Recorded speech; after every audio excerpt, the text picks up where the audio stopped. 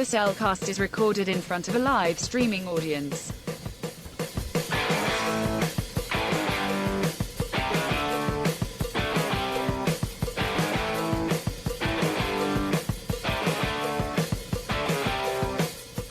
Hello and welcome to another episode of The Cellcast. Like, joining me today... Whoa. Wait, rewind, remember? You didn't jump in. I was like, maybe I'm misremembering if you say rewind or not. Yes, okay, back up. Back it up. Boop, boop, boop, boop. Hello and welcome to another episode of The Cellcast. Rewind. Joining me today is a man who keeps jumping every time I say hello. Welcome, Jacob. Ow! Ouch! I didn't think I was being that loud. It's a little loud in the headphones, say that. I can fix that. Yes, please, thank you. Okay. Okay, a little better. Thank you. Okay. All right. Why, thank you. And let me introduce our co-host, and kind of like what I said all those years ago. Like Unikitty has some happy thoughts. Welcome, Drew. I actually said that 5 years ago. Business. Numbers. Is this working? Yay! I'm sorry, that is still my favorite scene from this film.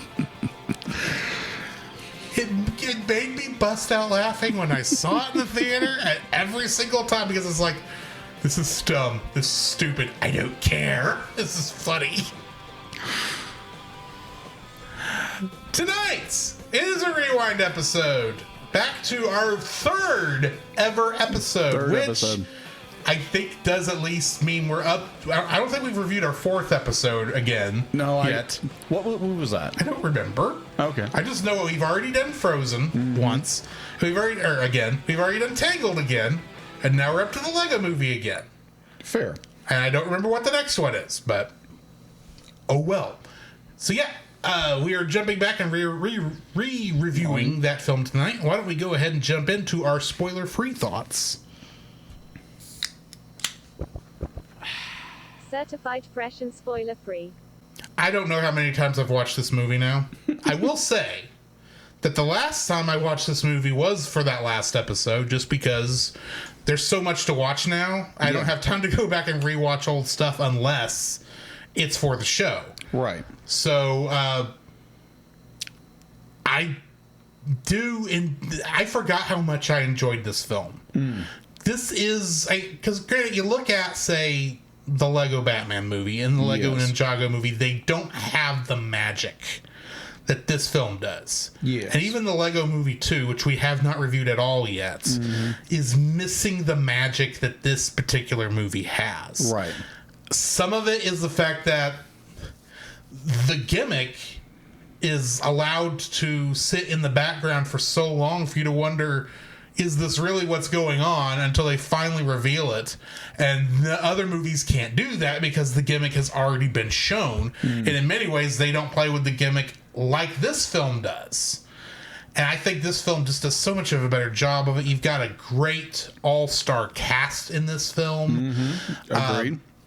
And this is really, I could be wrong, but I think this is really the first of the, not counting the first Avengers film, but this is the first of those like metaverse films where it was still a new idea, because you've got like Batman in this and characters from all over the Lego universe, multiverse. Yes.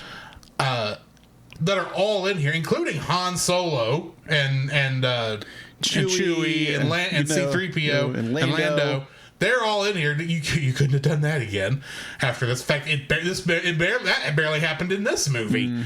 But this is the first time that sort of thing happened. And of course, this is back when it was new, and I feel they did a much better job with that in this film, because it was not,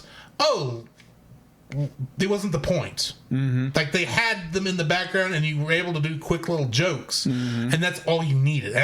But I would say the fact that the directors, Phil Lord and Christopher Miller, are the same ones who will go on to do the Spider-Verse films, shows they know how to do these. Because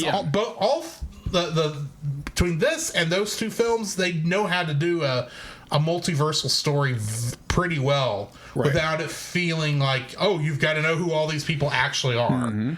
And you have so much homework to have to keep up with. True. More on that on the next episode on our feelings on movie homework. But gosh. I super enjoy this film. It's one of those that had no business being as good as it was when I went and watched it. Literally, I went in and thought this is going to be stupid, but I'm here to watch a train wreck. I didn't get a train wreck. I got a beautiful explosion of story for what this is. Yeah. It's I think this is still one of my favorite movies. Really? One of my favorite movies. Okay. It may not be like the top of the list, but Yeah. I mean, it's like this is in my top 10 animated films of all time. Oh, okay. I can see that. Because it's just, it hits me at just the right spots. It's I don't know, it just is so good. Okay. I don't know a better way to put it. If you want to know whether to watch the movie, go watch it. It's a great film. Some of the others not as good, Yeah. It's on Netflix. but yeah, go watch the Lego Movie if you've ever played with Legos. It is for you, yes. at least on some level. Yes. Jacob, what are your spoiler-free thoughts? My spoiler-free thoughts. I think even not even before reviewing for the first time, I'd never seen it. I had heard of it. Obviously, it came out in 2014, and I'd be like, "Oh." I was like, it's a Lego movie, and this is not going to be any good. I was in the exact same boat. Be like, this. Why would it be good? It's a stupid idea. In fact, other films that are in this quote unquote genre that sounds like they'd be stupid movies are stupid movies. They are. But it's like when the first time I watched for the review, which was our third episode, and I was like, okay, I'm fairly impressed with this movie. It's not terrible. It's not a train wreck movie. I really enjoyed some of it. In fact, I think I enjoyed most of the film. I think there was parts where I got a little annoyed, and definitely when they're trying to, I'd be like, I don't know, but I enjoyed the film. The second review, the second time I watched it was for this review. I don't think I've watched it ever since, but it is an enjoyable film. It's enjoyable. It's a very well created film. It's got a wonderful world building and everything like that, and it's an enjoyable film, and it's definitely worth a watch. I honestly have to go back and we need to do like our own personal top 10s, like a top 10 movie or animated films again. Yeah, ranking again, because I think that'd be kind of cool. But we should do that at some point. Yeah. Yes, but yeah, definitely go watch it. Currently, it's on Netflix. So if you are subscribed to Netflix, you can go watch it for yourself. But yeah, I would highly recommend it. It's a fun movie. It's a good story overall. It's a really good story. But yeah, that is my spoiler-free thoughts for the Lego Movie. Well, then let's go ahead and jump into our spoiler-filled thoughts on this film. The following is a spoiler-filled review for the film The Lego Movie. Everything is awesome. Listener discretion is advised. The Lego Movie was written and directed by Phil Lord and Christopher Miller, who, along with the Spider-Verse trilogy of films, which I already mentioned, also did Cloudy with a Chance of Meatballs. Even though the third Spider-Man film is not going to be released until 2027? That's my understanding. Yes. It's having a trilogy, but the third one hasn't come out yet. Which is weird because this third one was supposed to come out the year after the other one, but they had some issues of some kind. Sony. I don't think it's Sony's fault. I think it's just trying to make sure they get it good and finely tuned. That's fair, because you want that. Yeah. This was also written by Dan Hagman and Kevin Hagman, and is based on the Lego construction toys created by Jens Nagard Knudsen, Godfried Kirk Christensen, and Ole Kirk Christensen. Sorry. Those are hard names to pronounce too, by the way. It's German. This is German. Getting into the cast, we've got Chris Pratt playing Emmett Brakowski, and he is Owen Grady in Jurassic World. In Star-Lord, among other things. And Star-Lord and Mario and Garfield and other Lego figures. And a fat guy on Parks and Rec. True. I can't remember that character's name. I never watched it, so. I only know of it because I remember people going, I can't believe they... Oh, Andy Dwyer is the character's name. Andy Dwyer. I can't believe they put Andy Dwyer in a superhero movie. He doesn't have a superhero build. And then Chris Pratt comes out as he is in the movie and go, wow, he bulked up. Yeah. Do you remember when that movie came out? What year? Guardians? Yeah. It's Phase 2, same year as Winter Soldier. And that would have been the first year of Agents of S.H.I.E.L.D. He's narrowing you down. It is the early 2010s. I think 2012? Close. It's the same year as this film. And this is 2011? 2014. 2014. This was 2014, This Phil? is 2014. This was the year I moved out of the house. Fair. I didn't think it was the same year. Oh, yeah. That threw me. Okay. Yeah, let me double check. No, no, I think so. I don't doubt you. Yeah, 2014. I didn't realize this film was 10 years old. Oh, yeah. All right. I thought it was like closer to 15. But anyway. Yeah. Will Ferrell plays Lord Business. Which I was very surprised by his performance. I was like, wow. And he plays the man upstairs. Yes. He plays the Technically dad. two different characters. Yeah. And he's Buddy the Elf in Elf. Yeah. It's one of the few Will Ferrell movies I actually like. Apparently everybody really enjoys Elf. And if I've you never don't, watched it, and my wife is like, nope, I thought it was stupid. Thank you. We don't have to watch it. Thank you. coming up on a future Christmas episode of the Subcast, so I can be killed by Ashley. Be like, fine, I will watch it, and I will grind this movie into freaking bones. It's technically a sequel to Rudolph the Red-Nosed Reindeer. No, do not give them any ideas, Drew. Do not. No, Steph. No. Artsy next year? No. No, I forbid it. No. What? No. Okay. No, Elf. Morgan, Please. Will you let me go to the next one? No. All right, fine, go. Morgan Freeman as Vitruvius, and he plays God in Bruce Almighty. It's several amazing roles Yes. because he's freaking Morgan He's the Freeman. narrator on March of the Penguins. Ah, gotcha. The penguins stop moving when he stops talking. Thank you, Artsy. Appreciate it. Elizabeth Banks was Wildstyle, and Lucy being her actual name. And she was Rita Repulsa in Power Rangers 2017. Oh, that's right. My gosh, that movie. Oh, Here's the funny thing about that movie. There are so many people out there nowadays and be like, "Oh, it should have got a sequel. It should have received a sequel." yeah, but we're the ones who killed it. yeah. So yeah, Everyone was like, "Oh my gosh, no!" It's like it had its chance, it had its reign. it's but gone now. It's gone. You killed it. Yeah, you killed it. So now you can't go back and be like, "Oh yeah, I really enjoyed that film." When the same time when that movie came out in 2017, you bashed it all the heck. Admittedly, I was one of these people. Fair. I went and watched it myself, and I was like, "This was okay. It wasn't great. I mean, It was great little cameos, the but problem with the movie. With that movie. This is as far as I'm going on this. But the problem with the movie is not that they did their own thing. It's that I went into, when I heard they were making a new Power Rangers movie based on the original team, I had set expectations in my mind about what I wanted for the film. Fair. That's what everybody's This is true of most everyone. And the thing is, they did their own thing instead of thinking, they made a good film that fits the model. They didn't. They were trying to make a more serious version of the original show. Whether you should or not is another matter entirely. Yes. They go listen to Marchand's episode on this. He does a very good job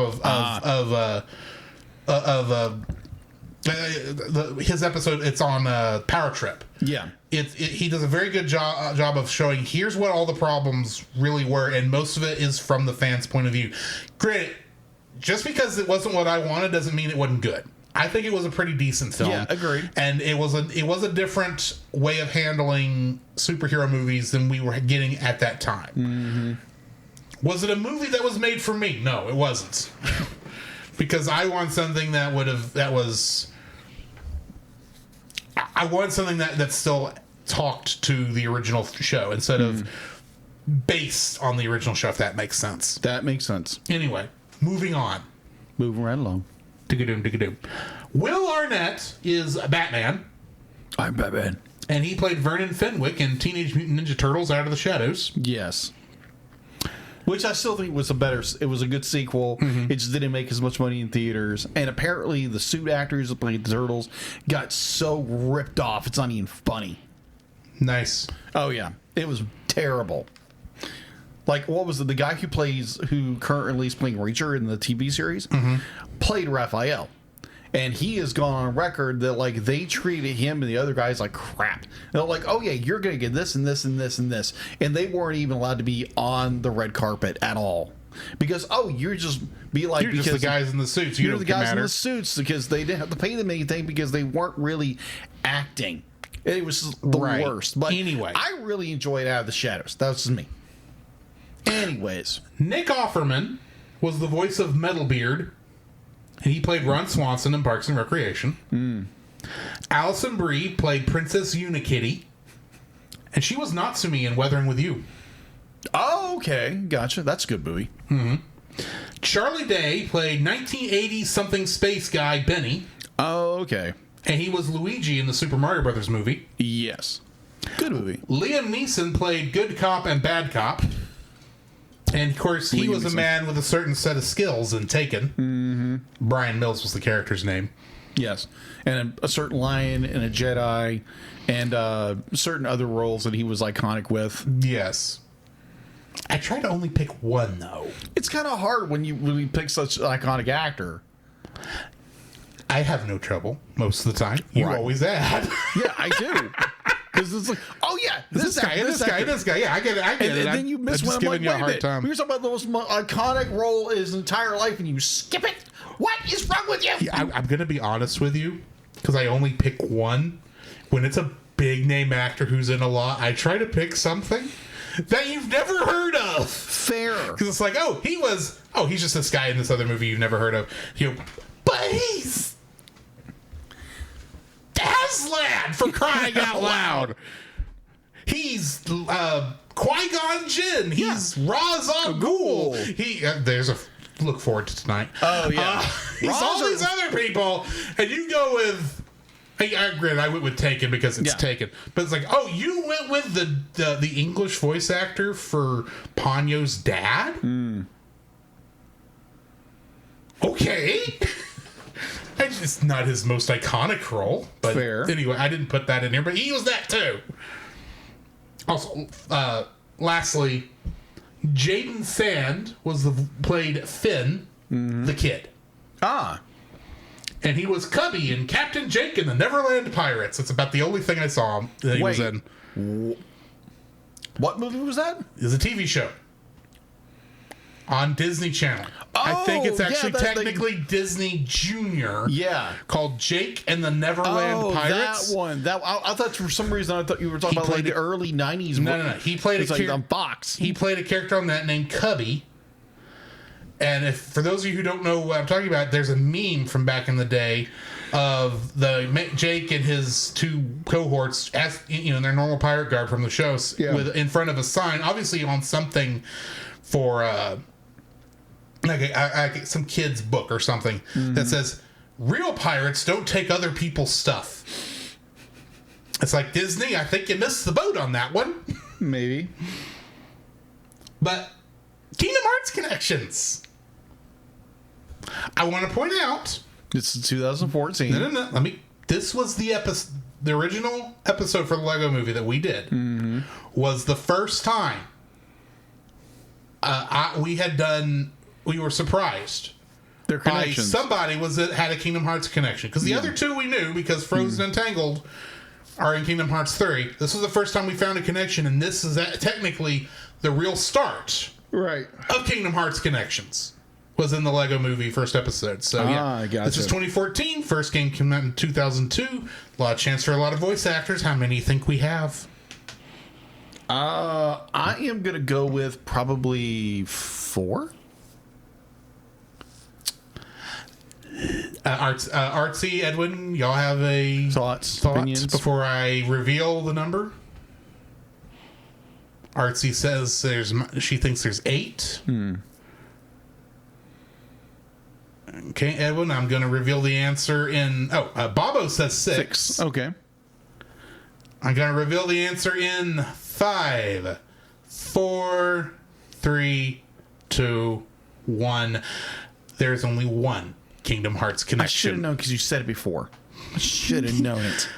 Well, in all defense, at the time, we didn't have these notes laid out ahead of time, and we were trying on our cell phones to look at cast lists at the time, and I ran across it. And so I could have been wrong on that episode. Yeah, but you just... But this time I actually did it. I did a minute ago, you said 1, like during the review, and it's like we're kind of shocked by that. I was like, why didn't I pick up on that when you said it? I didn't say 1. You did say 1. Well, I said 1 Kingdom Hearts connection? Yeah, 1 heart. Be like, you said it, and I just went like, maybe he's pulling then, me. we only had 1. But I could have been wrong because we weren't really looking well. That's true.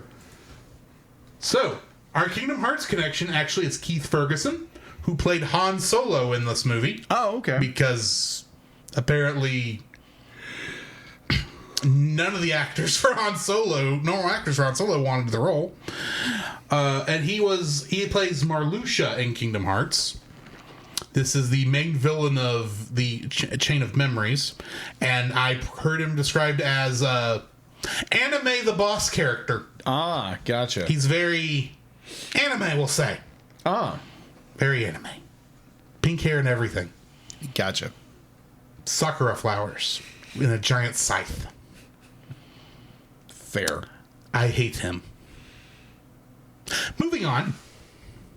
Info and stuff. What do we got? What do we got for info and stuff? IMDb has a 7.7 out of 10. Rotten Tomatoes is a 96 score from the reviewers, and its audience score was 87%. Be able to watch right now is on Netflix. So if you're subscribed to Netflix, you can watch it there. I watched it on my phone while I was sitting in a booth. I watched it on my television. Yeah.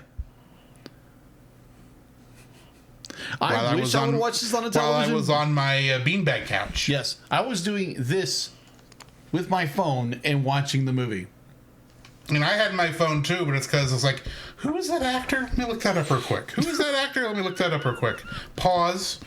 Who's that actor? Let me look. Oh, crud! I've got to finish editing the podcast for Tuesday. Yes. So, production-wise, was Warner Animation Group, Village Roadshow Pictures, which I think recently they recently went under, I believe. Village Roadshow? Yeah, I think so. They may have. Yeah, because they had like a bunch of flops underneath them, like Joker 2. They did that, and it just absolutely tanked. But I think that's Hollywood right now. Like, most films are not doing well. Unless you're Lilo and Stitch. Well, or if you make good movies. that is true. Or you do how You Turn Your Dragons do right now is doing really well in theaters. Let's see. Rat Pack, Dune Entertainment, Lego Systems S/A/S, Vertigo Entertainment, Lynn Pictures, Animal Logic, distributed by Warner Bros. Pictures, rated PG. Runtime is 110 minutes. Its release date, let's see. It was first shown at the Regency Valley Theater. I'm not exactly sure where that's at. Can you look that up for a second? I'm still looking to see if Village Roadshow is gone. Gotcha. Either or. It was on February 1st, 2014. Then again in Denmark on February 6th of the same year. And the next day on September 7th here in the United States. And on April 3rd in Australia. Village Roadshow is still around. Oh, okay. It may be in bankruptcy, but it's still... Yeah, it's in bankruptcy, but it's still... okay. It still exists. Oh, okay. Most of its library was sold to Alcon Entertainment in June of 2025, so it may be... It's still on its way down. Yes, it's still an entity. Okay, and what was the one you wanted me to look up? Regency? Regency Village Theater. So either way, box office. Going into the little box information. It's in L.A. and it's permanently closed. Oh, really? Well, this is Westwood Village Theater now that I'm seeing it. Oh, okay. Yeah, this is Regency. It could have had name changes. That is true. So I found it. Hang on. The movie itself had a estimated budget of $60 million. Its opening weekend for February 9th, 2014 was $69 million and a lot of change.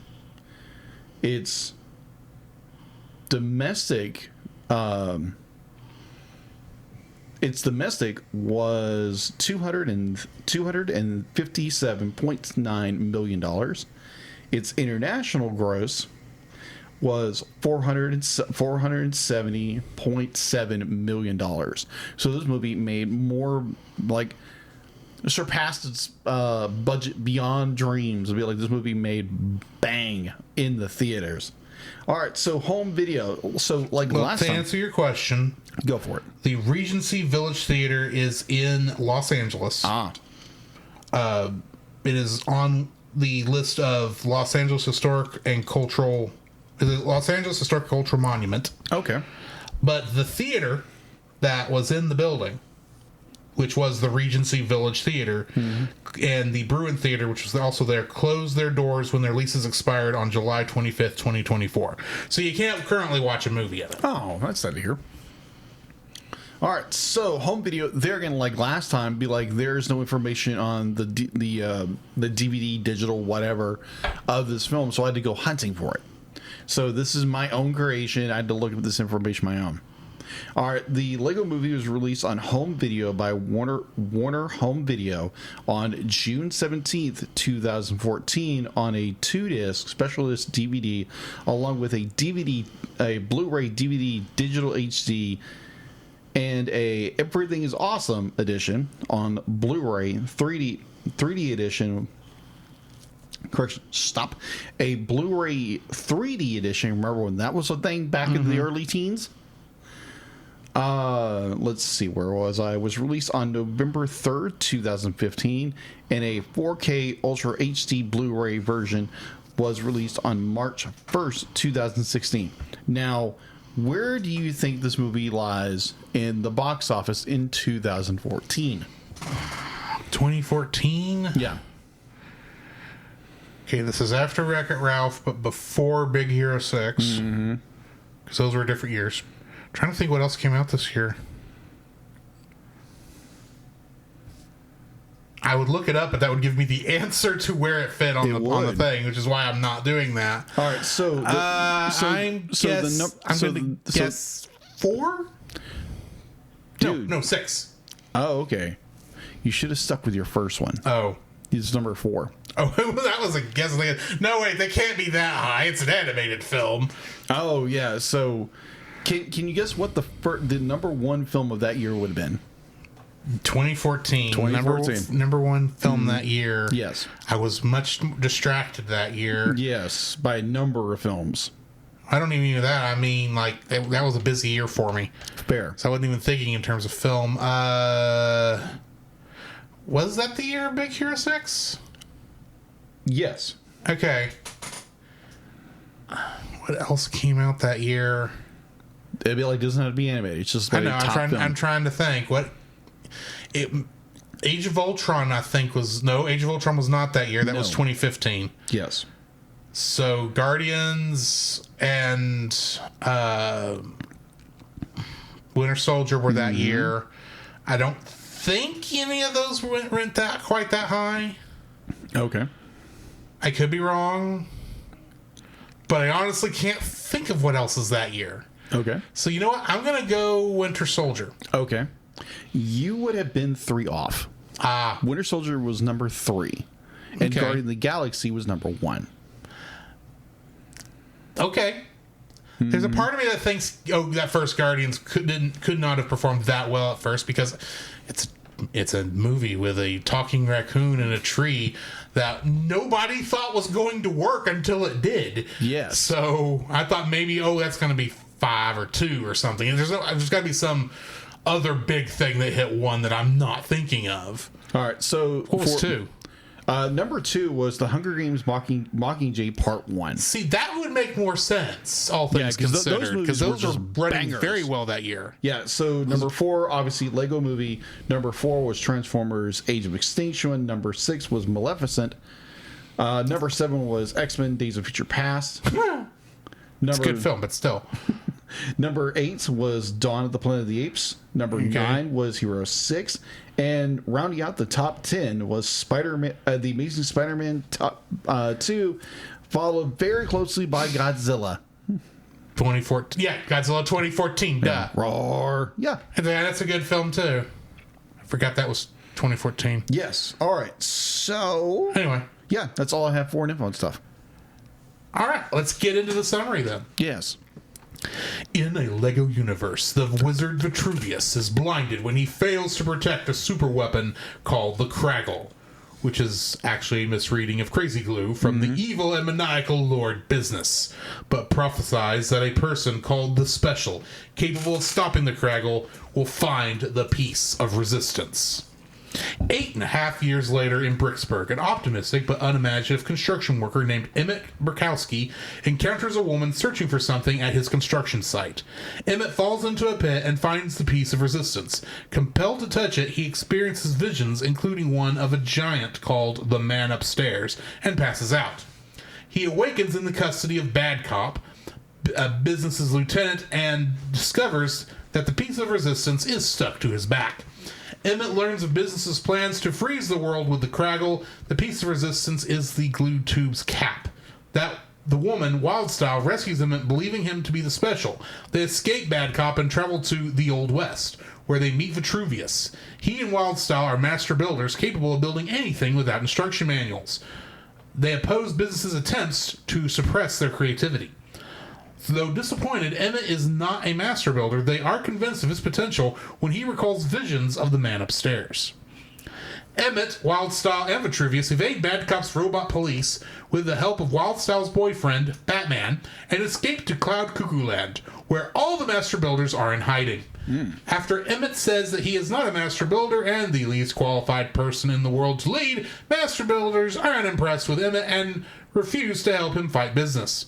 Soon after, Bad Cop's forces attack and capture everyone except Emmett, Wildstyle, Vitruvius, Batman, and fellow master builders Metalbeard, Unikitty, and Benny.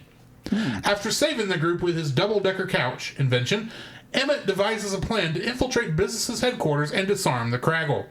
The heist almost succeeds until Emmett and his friends are captured and imprisoned. Business decapitates Vitruvius and throws the piece of resistance into an abyss before arming a device to electrocute the captured master builders. Before he dies, Vitruvius reveals he made up the prophecy, but his spirit returns to tell Emmett that his self-belief makes him the Special.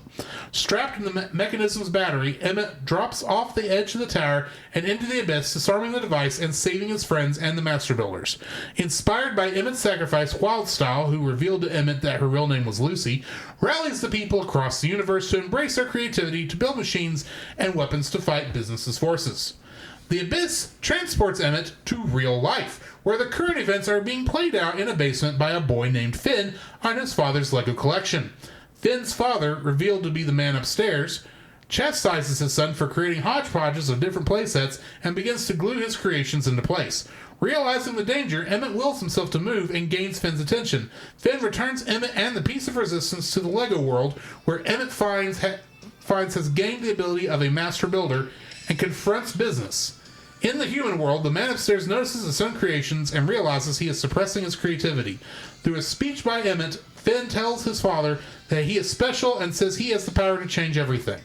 The Man Upstairs reconciles with his son, which plays out as Business reforming, capping the Kraggle with the piece of resistance, and freeing his victim with mineral spirits.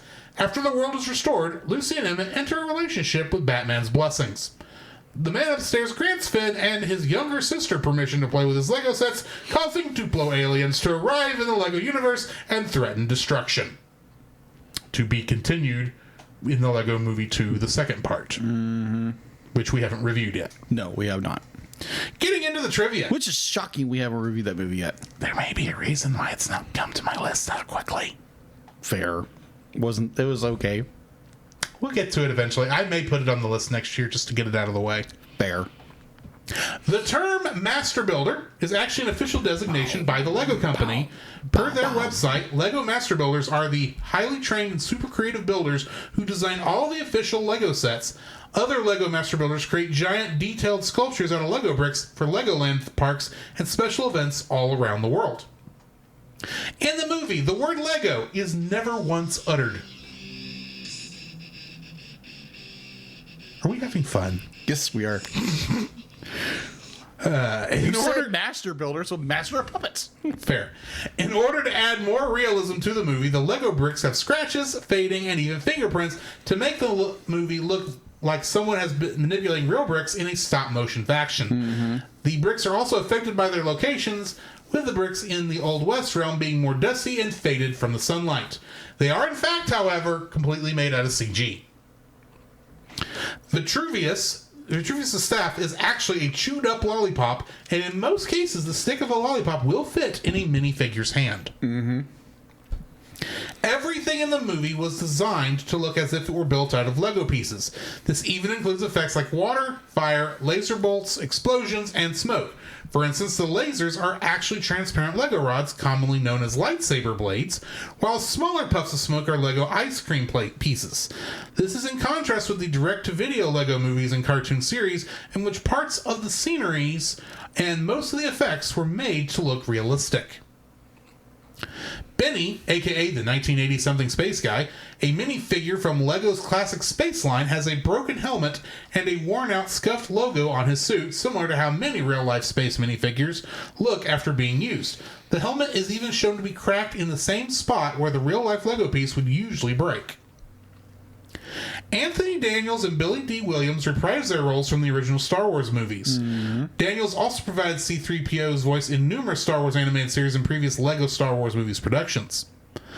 There is no simulated motion blur used in this film. To further give it a look of stop-motion LEGO film, when scenes called for fast action, such as when Benny is building his spaceship, the animators constructed Lego brick streaks the same colors as the characters. Huh. Upon first arriving in Cloud Cuckoo Land, Batman is visibly annoyed by the place as two characters, a clown and a man in a lizard or dinosaur suit, are greeting him.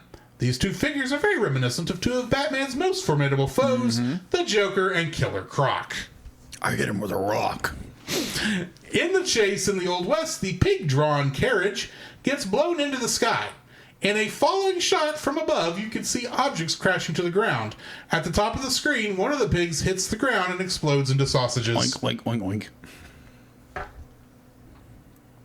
Upon its release, this movie became the most commercially successful animated film made by Warner Brothers Pictures, besting Happy Feet in 2006. That's not hard. As well as the most critically acclaimed animated film made by the studio since The Iron Giant in 1999. Fair. That's a hard movie to beat. It's a really good film. This is Wonder Woman's debut in a theatrical film.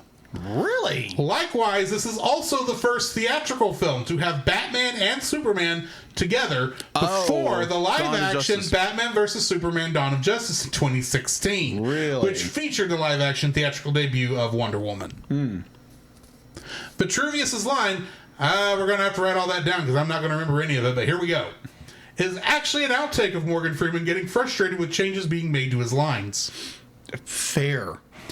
When Emmett jumps into the abyss near Lord Business's tower and finds himself in the real world, he passes through a cardboard tube labeled Magic Portal. This is a reference to The Magic Portal from 1989, the first LEGO stop-motion animated film. Gotcha. The Craggle had to be shrunk down from its standard size so it would fit the minifigure's hands more easily. Similarly, its cap was shrunk down to attach to Emmett's back. Ah. And finally, Cloud Cuckoo Land is represented in the real world by a box of pieces with which Finn's father gave him to play. It even says Cloud Brothers Movers on the side of the box. Really? Mm-hmm. And that brings us to the end of the trivia. Nice. What's your first like for this film? My first like, it might be different from the original review. I don't remember because I haven't... That's kind of the point of these, is show how different our thoughts are now. Oh, agreed. So my first like would definitely be the relationship with the father and son, because it's a very pivotal. It's the entire thing of this movie. It's the son's imagination, going, childlike with everything and making all these wonderful and fantastic worlds. And it, becomes juxtaposed to his father's very rigid. What is a good word for, like, structured and ordered and it's that good contrast where and be like the son sees that everything has to be in its place. Everything's in order. It'd be like you can't put anything out of place, and be like, when you're watching the movie for the first time, it's like, oh, okay, you see what be like, oh, okay, this is a kind of a tyrant kind of character, and you realize, oh, it's the dad, and the dad has this very strict view on how Legos should be played. They shouldn't be played with. They're a display, and it's this a conflict between the dad and the son. They eventually do come to a realization through Emmett, the two characters, Emmett and the bad guy. I can't remember his name. Lord Business. And which makes total sense, because the dad's all about business. The dad's about structure and order and that kind of stuff, and everything has its place. Where the kid's more like, we just want to have fun. And they kind of come to an understanding. I love the very end of this movie where it's the dad and him are having fun before dinner, and they're playing with the Legos, because the dad kind of becomes a kid again, because he realizes he regains that magic that you have when you were a kid, and the imagination, and not being just, oh, these are building materials. No, they're creativity. Yeah. And I really enjoyed the interaction. And again, I've never been a huge Will Ferrell fan of his acting, because neither am I. Yeah, so his performance here was very shocking. I was like, wow, it's not over the top, it's stupid. It's actually down to earth. Definitely when you actually see the man from upstairs, the dad, and I'm like, oh, okay. So he's playing it straight. He's playing it not this overly sarcastic, stupid character. He's actually being a real character for a change. And they're going to be like, if people out there love Will Ferrell, that's fine. You have a right to that opinion. I just disagree with it, and we can have a conversation over that. But I really enjoyed Will Ferrell's performance in this movie, along with the young man who played the son, and this entire interaction with being played out in the son's imagination, which I thought was fantastic. And so you have this interesting dynamic of two different perspectives. You have the Lego perspective, you have the real world perspective. And it's just really, really, really well done and executed. I really enjoy it. And it's a father and son bonding over something. And it's great. It's my number one. My first like for this is the art style. Because this is called the Lego Movie, of course, it makes sense for everything to be made out of Legos. But I say that knowing full well, like I mentioned earlier, prior to this film, like all the other quote-unquote Lego movies, which were all straight to DVD stuff, yes, the characters would be minifigures, and some of their some of what they were, their vehicles and such, would be made out of Lego, but a lot of the environment would be made out of would be fully CG, because that's easier to do. Fair. And the animation would be very, it would still be very loose. Like the yellow plastic heads could move back and forth on an axis when they were talking, instead of this one where it's like it actually does look like the head is changing out every time with the different mouth movements. Fair. I love the way, and that's just how it used to be, and that's what I thought this was going to be when I went into it way back in 2014. I kind of assumed, okay, this is how do you make a movie out of this? Yes. They are Lego toys.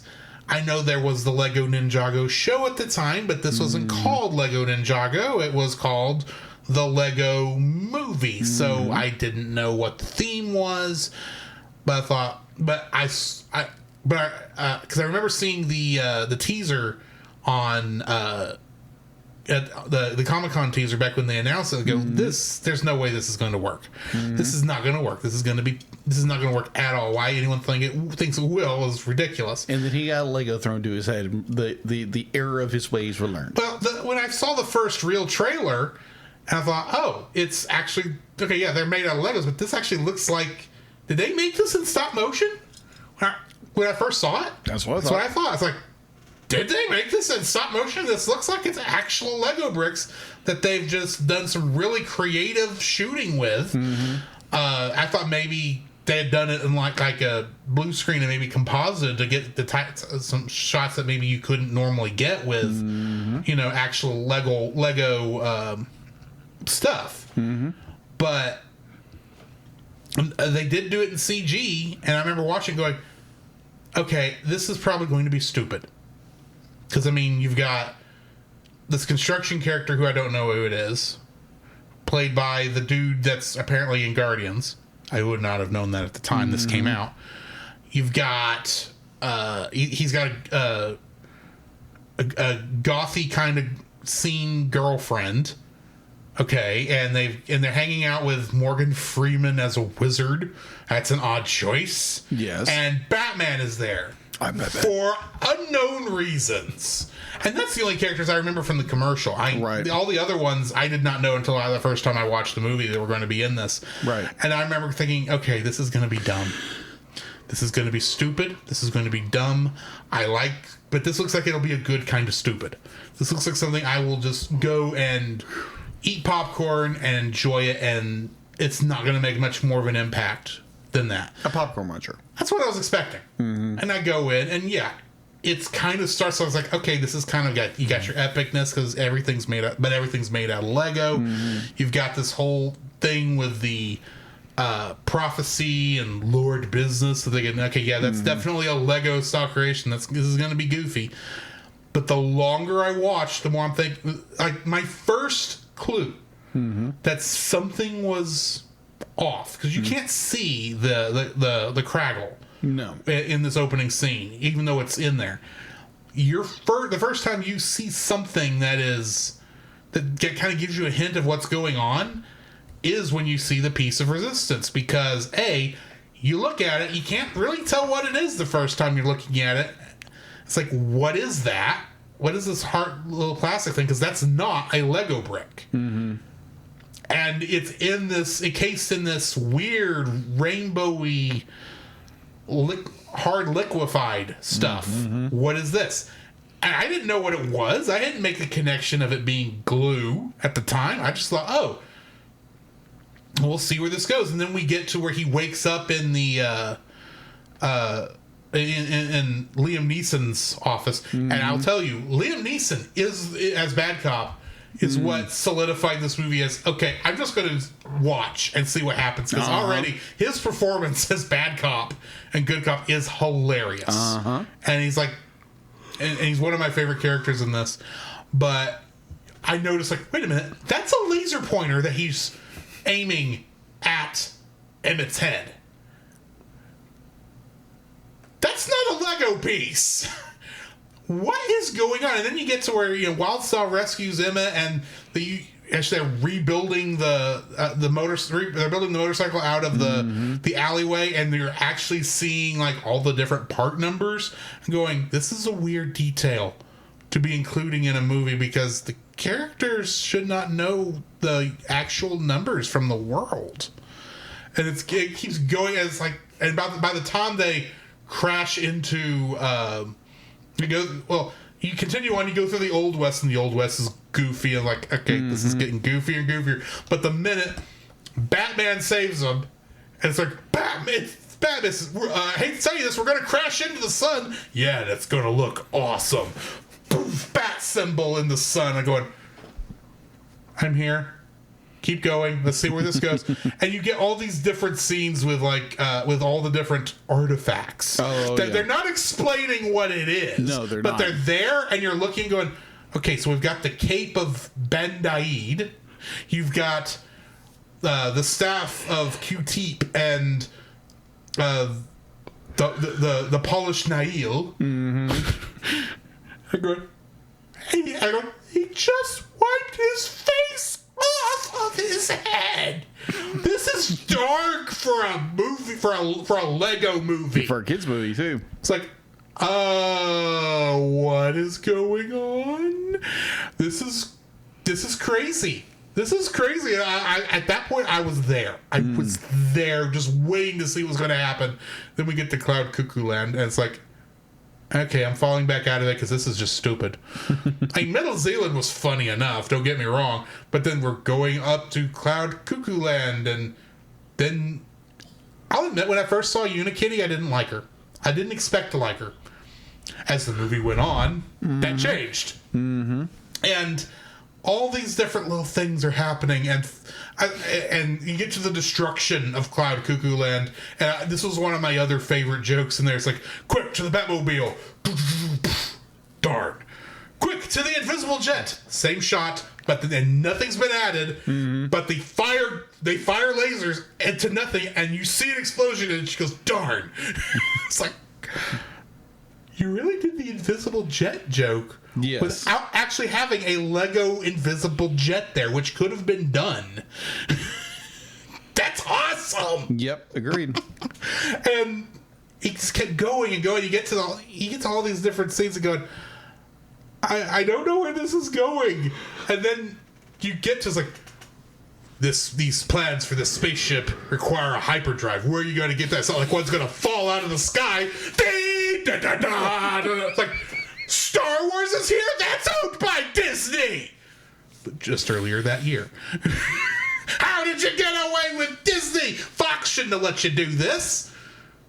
What's going on? And I was like, I don't care. This is fun. I'm here. And it just keeps getting more and more. And so we finally get to what I call the explanation scene, the scene that makes everything snap into place, pun intended. Which is when Emmett makes it to the real world. I go, oh, that's clever. I was not expecting that this was all in a child's mind. That explains, like, that was one of those moments where it's like, okay, there's some goofy dialogue here that they could fix.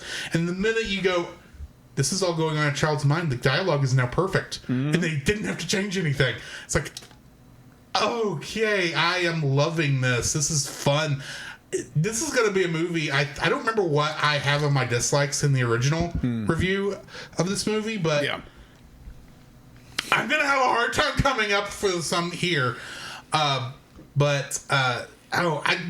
premise, I guess, is really what I get down to. My first like for this film is the premise of we're seeing a kid working through the frustrations he has with his dad and connecting up with his dad, but we're seeing it through this world and these toys and all these different things. That's just so cool. It's just such a cool idea, and that's what I think of as the magic of this film, is that they had this perfect idea, and none of them that magic never transferred to the other three films in this series. Agreed. In my opinion. So, yeah. The premise is my first like for this because it's just done so well. And it has no right to be as good as it is. Oh, agreed. What's your second like? My second like would be the quote unquote particle effects. When like you said, like Drew mentioned, I was like, man, that's a great point to tag into.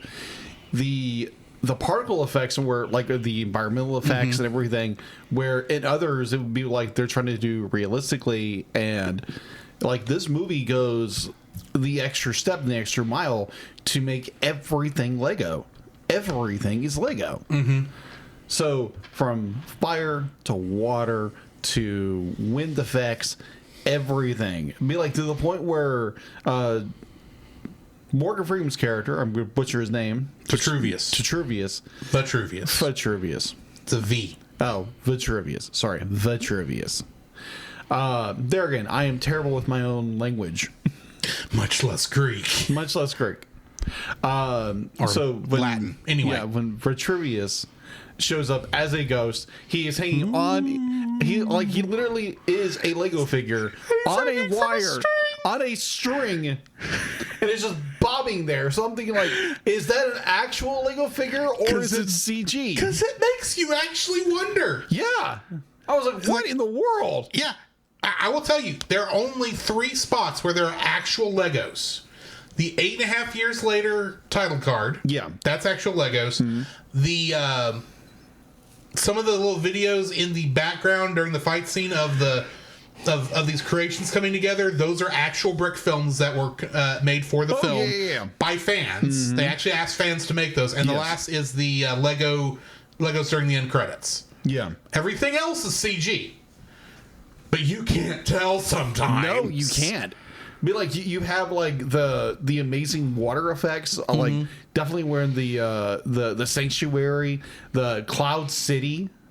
I was like, oh my gosh, like the amount of creativity they had to put into this. They probably had like legit Lego masters, like Lego builders or whatever they're called. My understanding is they actually use the same computer program that the Lego builders use to plan out a build before they actually build it with Legos. Oh, that makes sense. To actually, because all of those, everything in here can be made with real pieces or the physical artifacts. In fact, many of the actual Lego movie sets that you could go and buy like at Walmart and such, they just took the thing from the movie and put it there and maybe simplified something a little here if it was like a little weird, but everything else is like, nope, these are the actual sets. Yeah.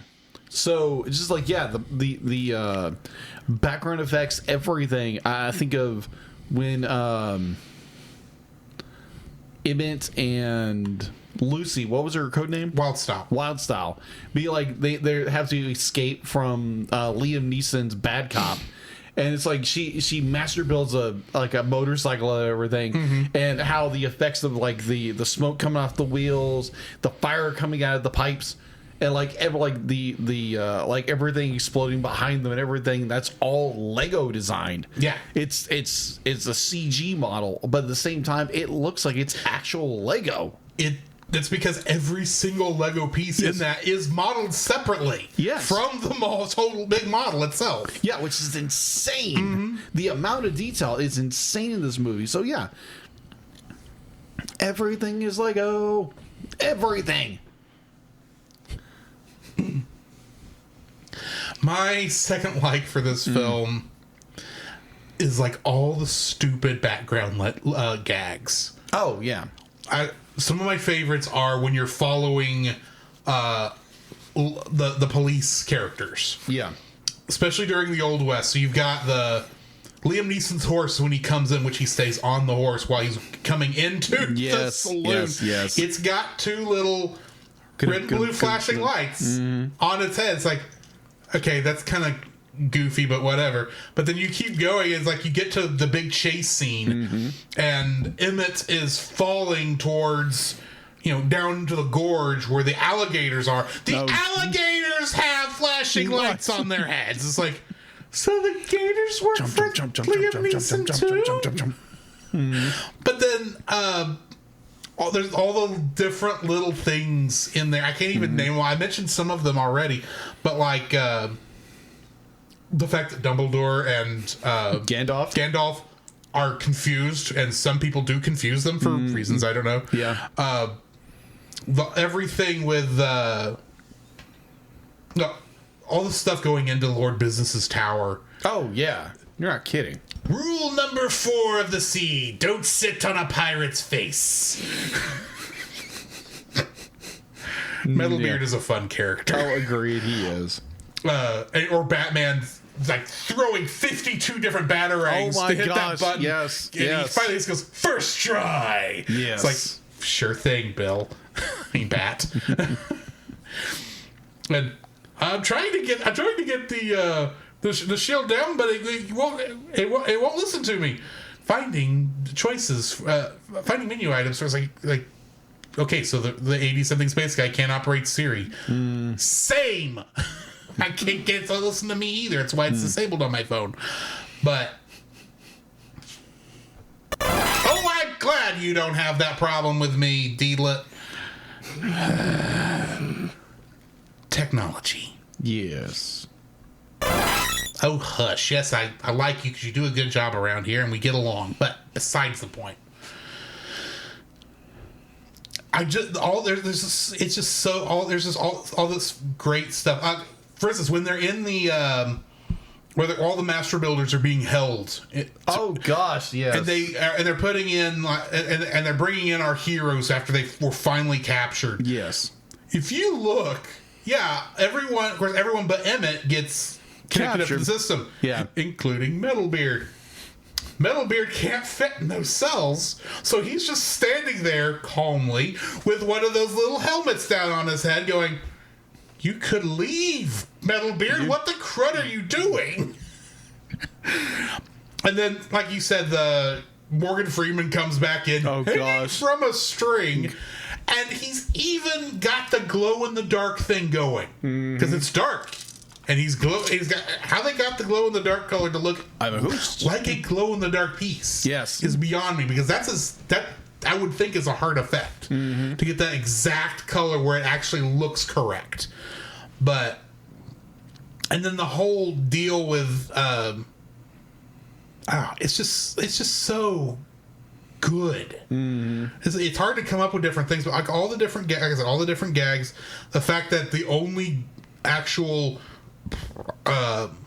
food that they talk about are sausages, croissants, and what's the other thing?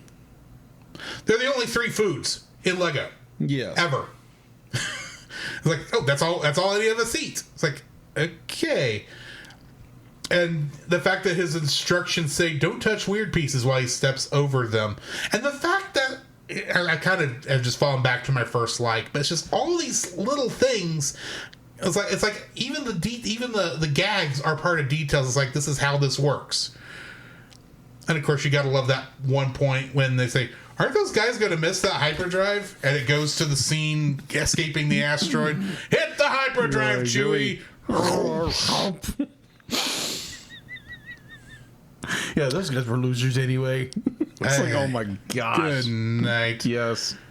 And the fact that Batman just appears with no warning. Explanation whatsoever. It's like, I'm Batman.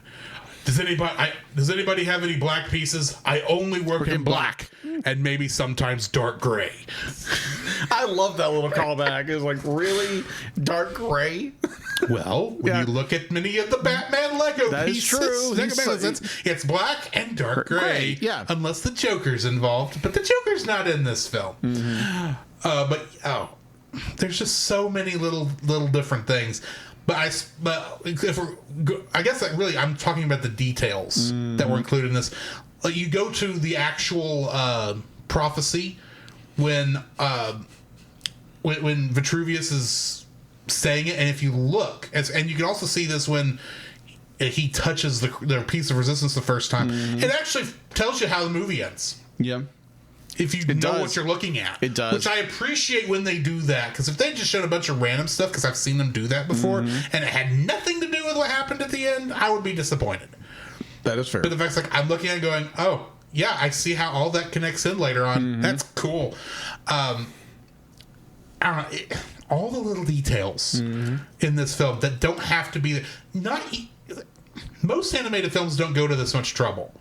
You look at Disney and Pixar and some of these others. Granted, they're not doing anything that's this gimmicky, but they don't have especially in the CG era, they don't have a lot of these cool little background things, and little background details. But this movie went to a lot of trouble, and you can just tell that there's a lot of love and passion in this film for the Lego, or at least brick films. I don't know about Legos in general, but definitely brick films. So yeah. The details are my second like. What's your third? My third and final like of this movie would be Unikitty. Unikitty, I was in the same boat as Drew. It was like, okay, this is an annoying character. It should be an annoying character. It's an annoying character. So I'm looking through everything, and it's like, okay, this is kind of cool. And she has to be like, oh, happy thoughts, happy thoughts, happy thoughts. Everything must be happy. And then the point where she's not happy. Yes. She loses her fluff and then goes to town in angry rage. Unit Katie, I'm like, oh, She goes full Rita Repulsa. yes. You bubbling twats, you're giving me such a headache! After 10,000 years, let's go to Krispy Kreme!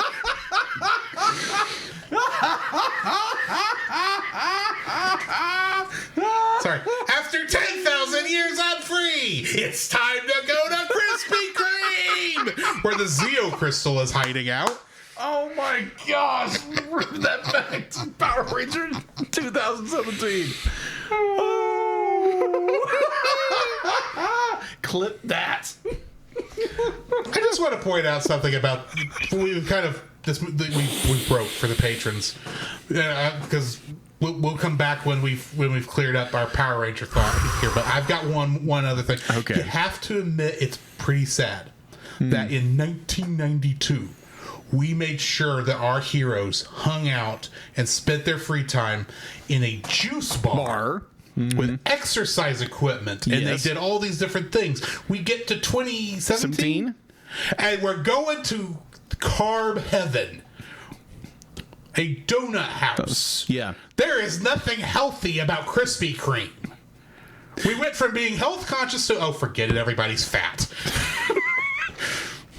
Because I guarantee Krispy Kreme paid a ton They of money. paid a ton of money. Ton of money to have that one little. It was a freaking advertisement in the middle of this movie. Yes, but still, is there anything funnier than seeing Allison Brie as Rita Repulsa sitting in that Krispy Kreme eating a donut? Because that happens. It does, literally. So the way I remember it in the theater, the way I remember it is I'm sitting there. It's just like, oh my gosh, this is kind of weird. It's cool we're getting to the fight. She's like, oh, the Zeo crystals are here. And she starts walking down the street. And then it turns into like this short little Krispy Kreme promotion where she just like sits there and eats a donut in the middle of this abandoned Krispy Kreme. I'm like, what the frick is going on? It's been a while since I've seen it, so I may get these events out of order. But it's just the way it is in my memory. The Power Rangers are in their Zords for the first time. They're trying to form the Megazord. You finally get the Power Rangers theme going. You switch over to Rita Repulsa and the Krispy Kreme eating a donut.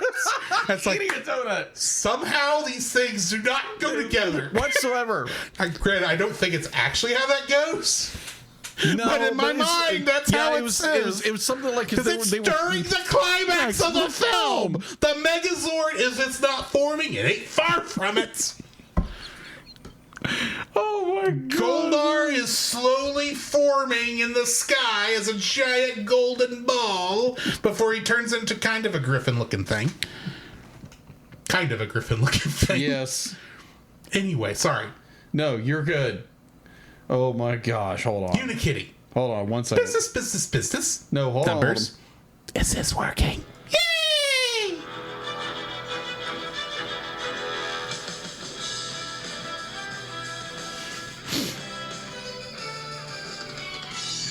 I hear it.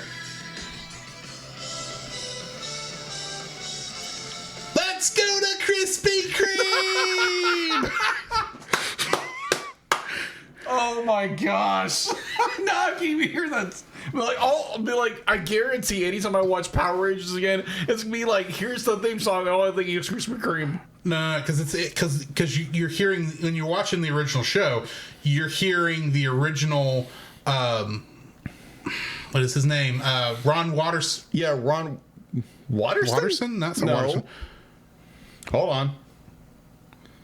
Mighty Waw. Wasserman. Wasserman. You're hearing the original Ron Wasserman version, which is, no offense to that version, far more epic. Or definitely far more rockin', and it just fits differently. Oh, yeah. I have that album, too. Yeah, you're the one who used to be like, oh, they got this, like, really? It's like, Yeah. okay. Both for the locals and an instrumental. Yes. Which is like, okay, awesome. But anyway, And which, oddly enough, be like he also was the one who did X-Men '97, which I didn't know till a couple years ago. Yeah, I was like, I did not know it was the same dude. Yeah, and they didn't credit him for it either. I should have known. It's Haim Saban and Shuki Levy. That's true. Who took credit for everything. Good night. It's like Thomas Edison. Anyway. Apparently Krispy Kreme has been clipped. Thank you. Anyways, so yeah, that is my... Now, for some reason, I got Krispy Kreme in my head. I'll be like, if we stop at a Krispy Kreme on the trip, I'm going to laugh. Be like, okay, I have to explain this because we recently talked about this in the podcast. I fully expect you to text me a picture. Oh, yeah. It's like, hey, because that's Krispy Kreme! If I'm not mistaken, that's where Krispy Kreme came from. It's from California. Okay.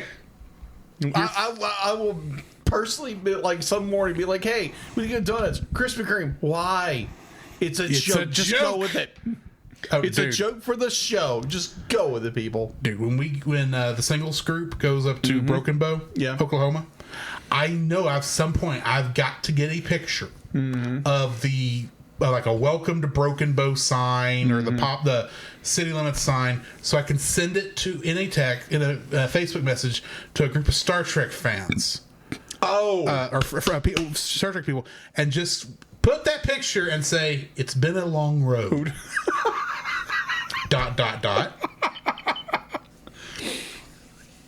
Because the first episode of Enterprise, which had the first theme song with lyrics for Star Trek, was started in and was called Broken Bow, and supposedly takes place in that town. I say supposedly because I have actually been to Broken Bow, and it looked nothing like that town did in that episode. So, back to action, back to our show. I couldn't help it. All right, so yes, my number 3 is Unikitty Rage. I loved it. I was like, oh my gosh, you had this very unique, oh my gosh, bubbly character who loses her fluff. She's getting angry. You won't like her when she's angry. Except I do. But then I'm not at the brunt of her rage. Oh my gosh. And they teased it so well in her introduction. They did. It's like, there's all this cool stuff here in Cloud Cuckoo Land. There's no rules. There's no this. And there's no negativity. You just said no a lot. And there's no consistency. What? And no one can tell you what to do ever. It's like, that's coming back. That's coming back. I don't know when, but that's coming back. That's going to come back, yes. But I love Unikitty as a character. It's like, wow. I never thought I would be, kind of enjoying a character. It's kind of based off a certain 1980s property about horses. Not really, but we'll continue on. I know what you're doing. Yeah. But, yeah. So, my third like is Unikitty Rage Mode. What's your third like? He's a Lego man with a certain set of skills, even though he never quite makes that connection.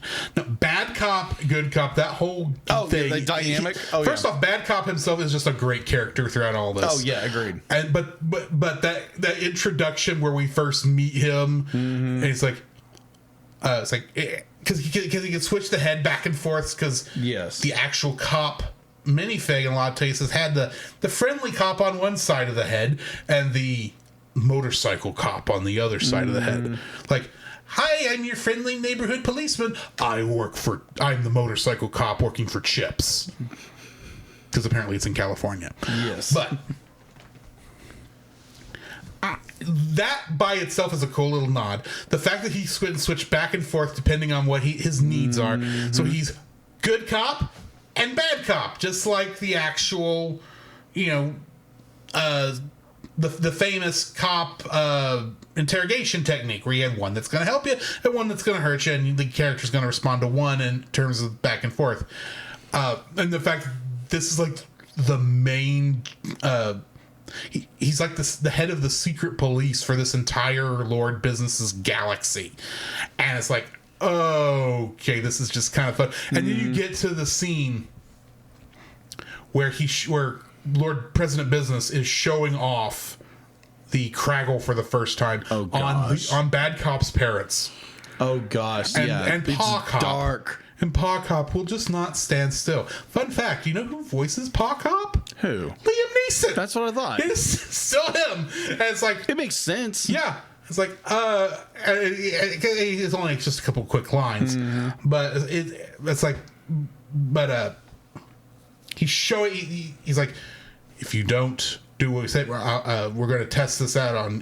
do you want to join your parents for your eternity for tea time? He says... I knew good cop, and he wipes off good cop's face. So all we have is bad cop. Yeah. He says, I'm sorry, Ma, Pa, that's just business. And he's the one who actually hits the button. And then finally we get to the end, and bad cop's finally decided, you know what, I'm done with this. He takes a Sharpie and draws good cop's face back on him. And it's like, I should hate that, but that's brilliant. Mm-hmm. That's a good way to bring that part back. Says, I don't know if there's a good cop left in me, but I hope he's down there somewhere. It's like, aren't you still good cop? It's not like it was split personality. Yeah, face off. Yeah, one side's Nicolas Cage, the other side's John Travolta. I couldn't help but pull the comparison. So, yeah, I love... the character. Liam Neeson does such a good job of being I'm this serious character, but I'm saying some of the goofiest things, and despite the fact that this character should be cussing up a storm half the time, he goes darn darny darn. It's like, Herman Munster, are you in the house? And are you being played by Liam Neeson? Oh, too funny. And I love the fact that every time he gets angry, he always has to throw a chair, to the point where at one point you can tell they don't actually show his anger, but you do see a chair launch out of his ship at one point. It's like, nope, he threw that. So it's like, he's got the ability. And I appreciate the way he's able to play a straight man goofily. Because I still, in my mind, I don't see him as Qui-Gon anymore. I don't see him... What I see him as primarily is the guy from Taken. Because to me, that's who he is. It's like when I see Hugh Jackman, I always see him as Wolverine. Sneak. Yeah.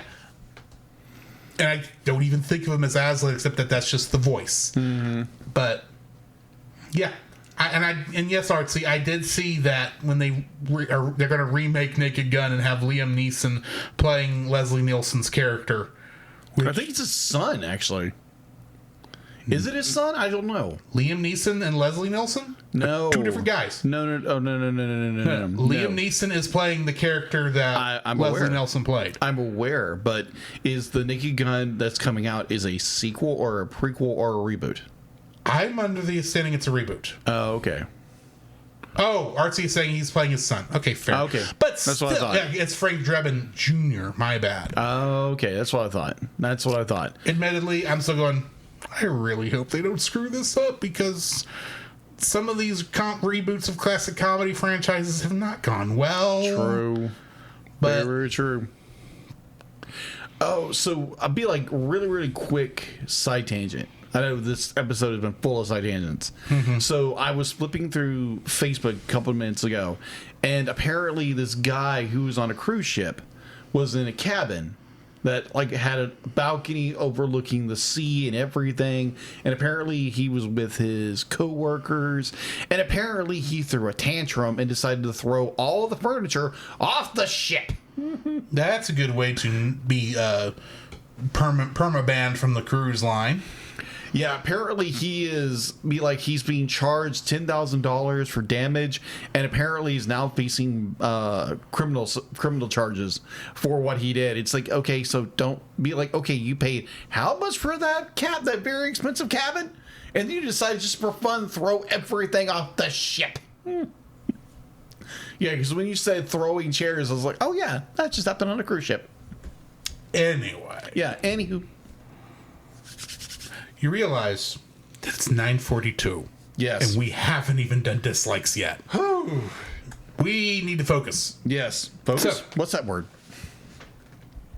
Dislikes. Dislikes. What is your first dislike for this film? Rugmaster activated.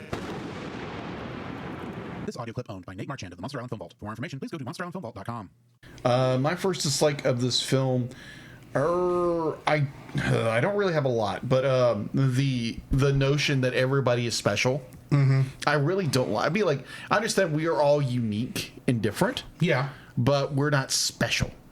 Because, like, for me, growing up, the word special wasn't a good thing. Yeah, I get what you're saying. Yeah, so be like, and definitely in today's culture, be like, oh, everybody's special, and oh, you're so unique. Be like, you're not. Be like, everybody's different. Be like, does not make you special. And be like, it casts that kind of a light that be like, oh, everybody's a winner. Everybody's this. Be like, oh, everybody just has this. But like, yes, we all have talents and abilities that make us unique. Be like, everybody gets an ice cream cone after the T-ball game. Exactly. Everybody gets a trophy and the whole bit. Because I remember T-ball. T-ball be like, our team did not do well. Neither did mine. I remember, like, I was furious we were mad. We lost. And I was like 5, 6 years old. And I remember being so angry for getting this trophy. Because I remember growing up because, you know, if you don't get first place, you don't get a trophy. And that it'd be like it's in some parts of the culture now it's more like, oh yeah, because everybody's special. And it's spinning the wrong message. Be like, yes, you're unique. Be like, but you don't get, like, not everybody's gonna get the gold medal. No. Be like, you're gonna get gold, silver, bronze, or nothing.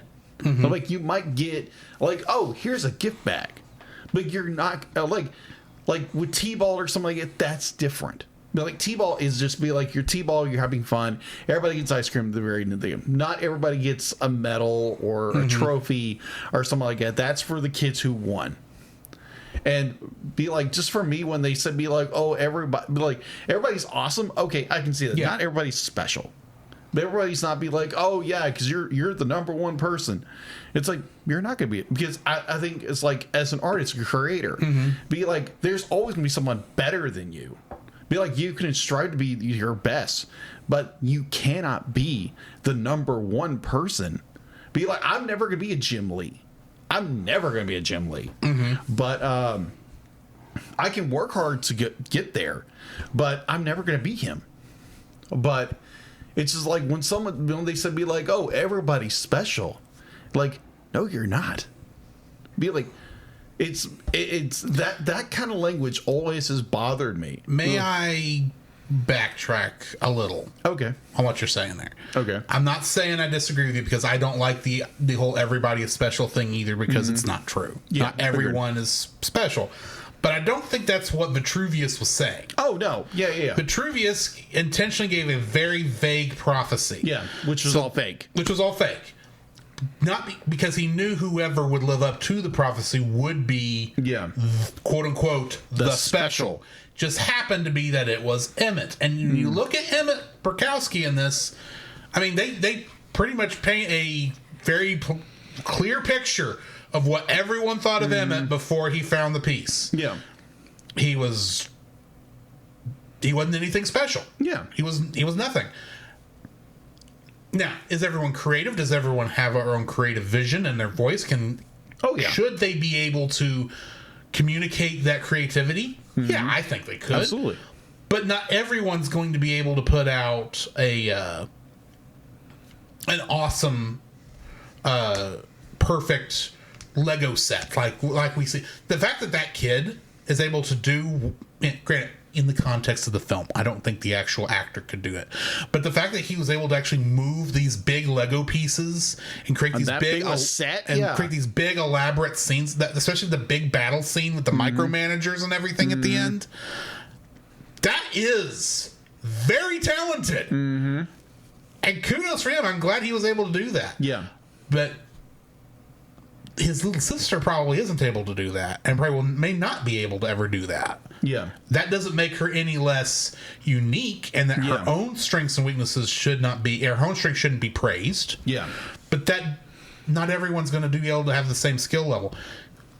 You are an amazing artist. Oh, thank you. Appreciate it. I am an artist too. I don't have the skills you got. Exactly. Some of that is the simple fact that you started when you were very young. I started when I was 25. You have more experience than I have. You have had that discipline to build that up to that point. I don't have that. I didn't start till I was 25, and I'm still fighting the fact that, to my eyes, granted, I know this continues on even when we were to your skill level, but to my eyes, most of what I draw, I don't like. Yeah. Oh, I don't believe me, because it's I not get to what that point. what was not what I was envisioning in my mind in terms of art style, and it's very frustrating. But so I recognize your superiority in art in that manner. Yeah. That doesn't make me any less unique, but doesn't mean in terms of art, I'm not as special as you are in that. Fair. Just giving that as an example. Okay, fair enough. Granted, there are things that I am better at than you are. Fair. I can't come across one of those right off the top of my head at the moment, but you're better at computers than I'm better at computers. I do better, not better, but I do more digital art, but then I've had more experience in that than you have. Exactly. So there are different. Exactly. Just because you're not, no one's more special, I think, than anybody else, but not everyone is quote unquote special. Yeah. Quote unquote. Because, like you, special has a certain connotation to me. It does. And it usually means inferior. Because of special ed was always seen as inferior to everybody else who went to regular classes, because these people had to have a special education. Yeah. Or they had to have special treatment. Oh, yeah. You weren't like everybody else. And that is very you were degrading. special, which always drove me nuts. Right. Be like, can I just be a normal kid? To me, that's what special means. In fact, if it weren't for video games, having a S rank for special rank that was above A, I probably would still think of that primarily as what special means. Is you're lower than everybody else, so we have to go out of our way to make sure that you're keeping up. Oh, yeah. Or you're taken care of. Agreed. And this may be me. I don't like people doing that, going out of their way to help me. I'd rather fight my way up the ladder myself. Yeah, fair. And I may not get as far as anybody else, but that's fine. As long as I'm making progress, that's all that matters. Yeah. But, yeah. I think what they're trying to get at is they use the term special here as a noun because he's the special, but not everyone's special. I think even in the context of the film. Yeah, agreed. Is everything awesome? If you take it that way. Some things are not awesome, but that's also not the point of the song. So true. It's also supposed to be mindless drivel. That is true. I just be like when they start using that kind of language that everybody's special. And you get to be like children who watch this and they believe it because children are innocent and they believe everything they hear. And so when you hear be like, oh, everybody's special, everybody's unique in that way, and they discover very quickly that they are not. Yeah. Be like, it can be devastating to a kid. Not everyone's going to be popular. Yeah, everybody's not going to be popular. Everybody's not going to be this. You're not going to be the hero.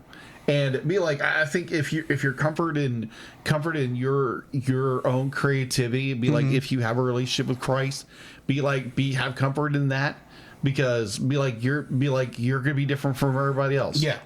And be like, you don't have to be the special one every time, because that just sets a very dangerous precedent.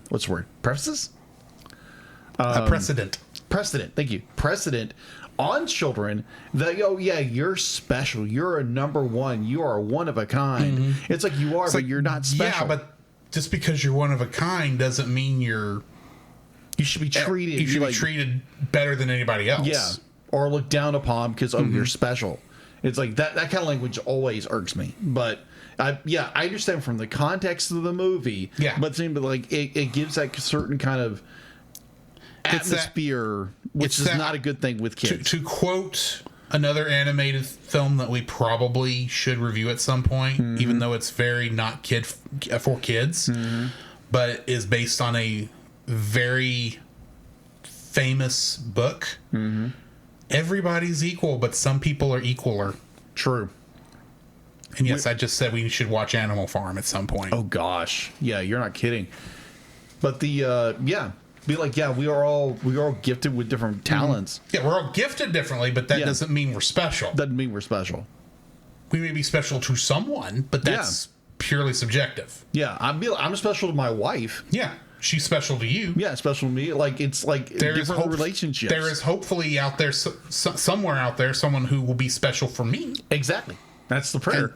Yeah. But yeah, it's just when they use everybody's special, it's like you're kind of giving kids a bad hope with things. Well, to quote The Incredibles, when everyone's special, no one will be. Yeah, no one will be. Yeah. So yeah, that's my number one.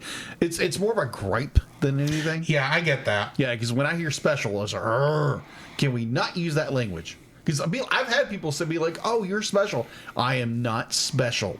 Be like, yeah, I have a unique set of skills for certain things. You have a certain set of skills. Yeah, certain set of skills that makes me valuable in certain ways, but it doesn't make me special. Yeah, it's just more be like you're not better than anybody else. Exactly. I'd be like, don't treat me any differently. But like now, if you want a piece of art done, be like, go to him. Hit me up on social media, and we'll talk. But yeah, I always get irked when that be like, oh, you're special. No, you're not. Be like, say hypothetically, if me and Ashley, by the grace of God, had a kid, but like that child would be special in my mind, in my heart. But you don't expect him or her to be special to anybody else. No. Right off the bat. Yeah, exactly. But yeah. So yeah, either or. So what is your first dislike of the Lego movie? I'm kind of bouncing off of yours. Okay. So here's the thing. That song at the beginning. Everything is awesome? Everything is awesome. Oh, gosh. That movie. I hate and like that song at the same time. You know what I mean? Yeah, it's kind of a conflict. I hate the messaging. Because here's the thing. Mm-hmm. Everything is not awesome. I'm sorry. Everything is not awesome.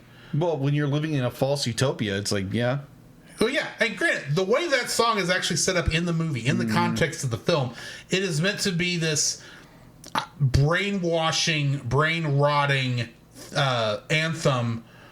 It's like, we don't want to change. Everything's good the way it is. All hail Lord business. We don't want to change. Blah, blah, blah, blah, blah.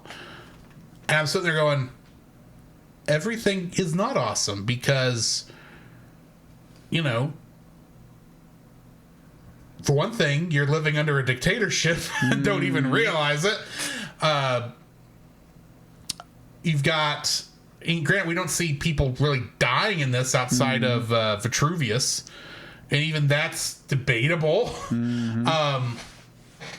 But I mean, in our lives, not everything's awesome. We all have to go to work or school. Yeah, and for some of us, that is not an enjoyable experience. True. We all have to do stuff we don't want to do, pay bills, run errands, do different things. Yeah. I enjoy and think it is awesome that Jacob and I have been able to do this podcast for 6 years. 6 years. Now, I'm going to admit to you, the part where we're recording this, that's the fun part. Uh-huh. But here's the thing. Jacob is going to go on his vacation, and I'm happy for him. And I'm going to be back here. And at some point next week, I have to find something to do. I have to step away from whatever fun thing I was going to do, like play Mario Kart or something like that, and come over here to this computer and edit this episode. Yeah. Now, granted, I'm sure most of y'all listening to this on the podcast go, you don't do a lot of editing. And you're right. I don't do a lot of editing because I don't like editing. And I kind of like the philosophy of live to hard drive. But at the same time, I have to go in and make sure, like, every time Jacob says, hang on, let me bring up my notes because the screen's gone off. You know, you'll hear me mark that if you're listening to the uncut version or catch us live. I then have to go in and find that and then find a way to cut the audio where you can't tell there was any break. It went straight from one thought to another. Now, granted, is that fun and a creative endeavor? Yes, but you want to know something? I don't like doing it. because in my mind, it's done, right? But I still have to go do it. That, to me, editing is not awesome. It's required, but it's not awesome, because the awesome part is getting to talk to my friend here every Friday night and talk about movies and Batman and such. And yes, I enjoy seeing the numbers, and that takes effort, but that's work. It's an unawesome part of this thing I enjoy doing. I'm not, because that's my problem with this. Everything is not awesome. Eventually, on this podcast, a very good chance in September, we are going to come across a movie. Oh gosh, and then it's going to turn into a that we ate. Oh, hang on, let me back up. Happy Feet. We just had it 2 weeks ago. We did, and that wasn't a very. That was not awesome for us to have to sit and watch that film. I know some people like it, but me and Jacob didn't. Yeah, Leo the Lion, anybody? And I'm sitting there going, I don't like this film. I don't know if Jacob likes this film, because this may hit some itch of his I don't know about. And I was very thankful at Bible study when you said something that made me go, oh, I know which opening we're using this week. Oh, good night, yes. Because a minute I was like, oh, you don't like this movie? Well, there's something you should know, so I thought I'd tell you so. Don't sweat it. Forget it. Enjoy the show. Time to pull out the bad movie bumper. The bad movie bumper, because it's time, and we haven't played it in a while. And yes, I do think this fits. Yes, it does. Yes, it does. But the actual watching of those films? Good night. That is drudgery. Because you got to still pay attention like you would any other film, but at the same time you're going,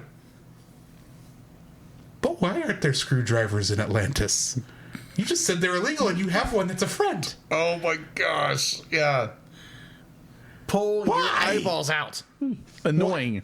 It's like, Nate's going to be on this episode. It's going to be fun messing with him, but I'm having to torture myself at the same time. Everything is not awesome as much as we want it to be. Yeah. And that song annoys me for that. And I think it... Because here's the thing. That was a #1 single when this movie came out. It did. And, oh my gosh, they played it. It was on the radio. It was everywhere. And it teaches you the wrong message, because everything's not awesome. And granted, you listen to the actual lyrics. You look them up. They're all goofy as heck. Because you look at it, it's like, okay, yeah, this is obviously not. But... the song annoys me to high heaven. And yes, it is on my iPad. It is in my Apple iTunes account. All 3 versions. All 3 versions? There's 3 versions on that soundtrack. Wow. Because the music, the actual instrumentation, is catchy. Yeah, it is catchy. Very catchy. It is very catchy. And so if it pops up on my thing, I have to decide, do I live with this? Or do I go to the next song? I don't know. Skip it sometimes. Sometimes, because some days, yeah, definitely everything is not awesome. But, yeah, everything is awesome is... Because everything isn't awesome is my first dislike. You got a second? I do, actually. Let me pull that up. So, my second dislike of this movie is, okay, Emmett the Special gets away, but everybody else gets caught, including Batman, including Wonder Woman, including Superman. It's like, these breaks the rules of DC. Exactly. Batman never gets caught. Sometimes he does, but not always. Even in Mortal Kombat versus DC, when they do fatalities against Batman and other characters, right? Right. If you're playing the story mode and the cutscenes start right after that, do you know what happens anytime you beat Batman? Batman stands up and knocks the character out. Every time, because Batman always wins. Yeah, I just found it. It was can't very beat Batman. Yeah, so the only character who is able to escape the villain's clutches is Emmett. And like all these are iconic characters are captured very easily. Like Batman, be like Superman gives up the fight. Wonder Woman gives up without a fight. So what was the contract? Emmett only escapes in his escape scene in the film because he fell through a magic portal. That is true. Because he had another job to do. That is true.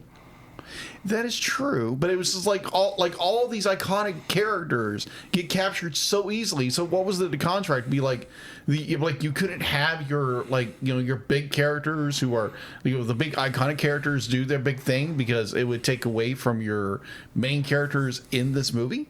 Probably, but it was just more like, wait a minute, Wonder Woman could punch through all these characters and get away so easily and rescue everybody, but nope, it's got to be Emmett. May I point out something about Wonder Woman's catch when she got caught? What is Wonder Woman's weakness? Being tied up by a man. Yeah, because the original creator of Wonder Woman was yeah. There's not a nice word I want to use for that. No, there's not. But he was very sexist. We'll say that. Just little bit. That's the nicest way I can put it. Exactly. The robot that ties her up is male. Yeah. From what we can tell. Yeah. And that's when she says, oh no, is after she's tied up. Oh no. Like, I saw that, but I didn't put the 2 and 2 together. It's like, oh no, they're playing into that. She didn't give up. She didn't say she didn't give up till after she was captured. Oh my gosh. I didn't even think of that. Like, that is me like, one, that's clever. If they focused on it too. They focus on it. It's like if that's what you were focused on, oh my gosh. But at the same time, it's like, ew, that's. But at the same time, you also have to remember, while these characters look like Wonder Woman and Superman and Batman and Dumbledore and Gandalf and Milhouse from The Simpsons and everyone else, they're not those characters. No, they're not. They are a kid. They are entirely different versions, and they are slightly interpreted differently, mostly through the eyes of a child. That's true. And the construction worker, nobody has to be the special and has to, because he was the chosen one. He's the chosen one. This is a chosen one mentality. And that's the child's avatar. That's who he wants to be. He wants to be the special. He wants to go from the nobody to a somebody. It's his world. Why wouldn't he be the special? Exactly. Be like, I think any kid would do that. Any kid.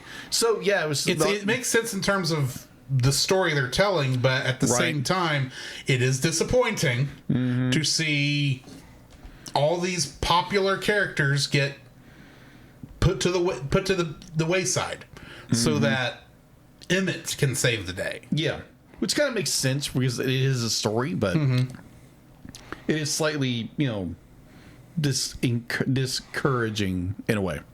That is my second line. What do you have? Do you have anything else? My second dislike, and this is just one that bugs me, and I don't know why this is the case. Middle Zealand. Yeah. When they're showing all the different worlds, they never. First off, Middle Zealand is just the thing that stood out to me. But they never use the actual when they're using obviously licensed sets. They never use the names. You never see it. You do see like the Batmobile. They say stuff like that, but you never go to Gotham. No. They changed. They took instead of saying, "Oh, it's in Middle Earth," which is what it's. The Lord of the Rings takes place in this area is very much meant to be Middle Earth where it's taking place. Yes. They couldn't call it that for legal reasons, more than likely, and so they changed it to Middle Zealand, taking the idea of where most of the Lord of the Rings films were shot in New Zealand, combining it with the Middle Earth, and called it Middle Zealand. And I remember watching, going, "That's stupid." Back in 2014. It's a clever runaround. It's a clever runaround, but it's like, really? You couldn't get the Tolkien estate to sign off on saying Middle Earth for this one area. And this is not the only time this happens where somebody that's not owned by Warner Brothers, or a property that's not completely owned by Warner Brothers, they have to play with. Granted, it makes sense, like, they never mention that's the Millennium Falcon. No. You only ever hear the words Han, Lando, and Chewie, which technically could be anyone named Han, Lando, or Chewie. Those aren't full names. You're not saying Lando Calrissian, Chewbacca, or Han Solo. All you're saying is, it's these guys, and that's may or may not be the Millennium Falcon. Well, obviously, it's implied that we know it is. Yeah. Because we see it. We even hear Billy D. Williams and the guy who voices C-3PO, I cannot think of his, Anthony Daniels. We hear their voices coming out of these characters. We know who it is. We heard the Star Wars theme. They could pay for that. But they couldn't say Millennium Falcon. They couldn't call it Middle Earth. No legal name, none of the official names for any location were ever used, and I know it's a licensing thing. And granted, they could have done whatever they wanted with the DC stuff, but they stayed with just Batman primarily. And when you get to the Lego Batman movie, they do go deeper into it because it actually does take place in Gotham City. But in this one, it's like and this is more of a nitpick than anything else, I'll admit. But the fact that they never actually say it's this. You could have said, like, even when we go to the real world and the kids, the father is the man upstairs is looking for his X-Acto knife, or the knife of Exact Zero, depending on which realm we're talking about. When the kid is trying to distract his dad so he can get Emmett back in the port, he says, "Oh, your X-Acto knife? I think I saw it over near Middle Zealand." I'm going, you even say that stupid name in the real world? Call it the Forest.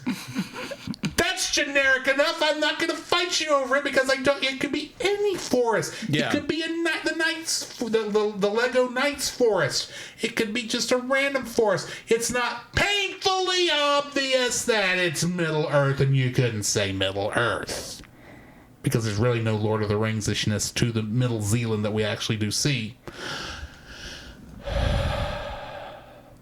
Woosa.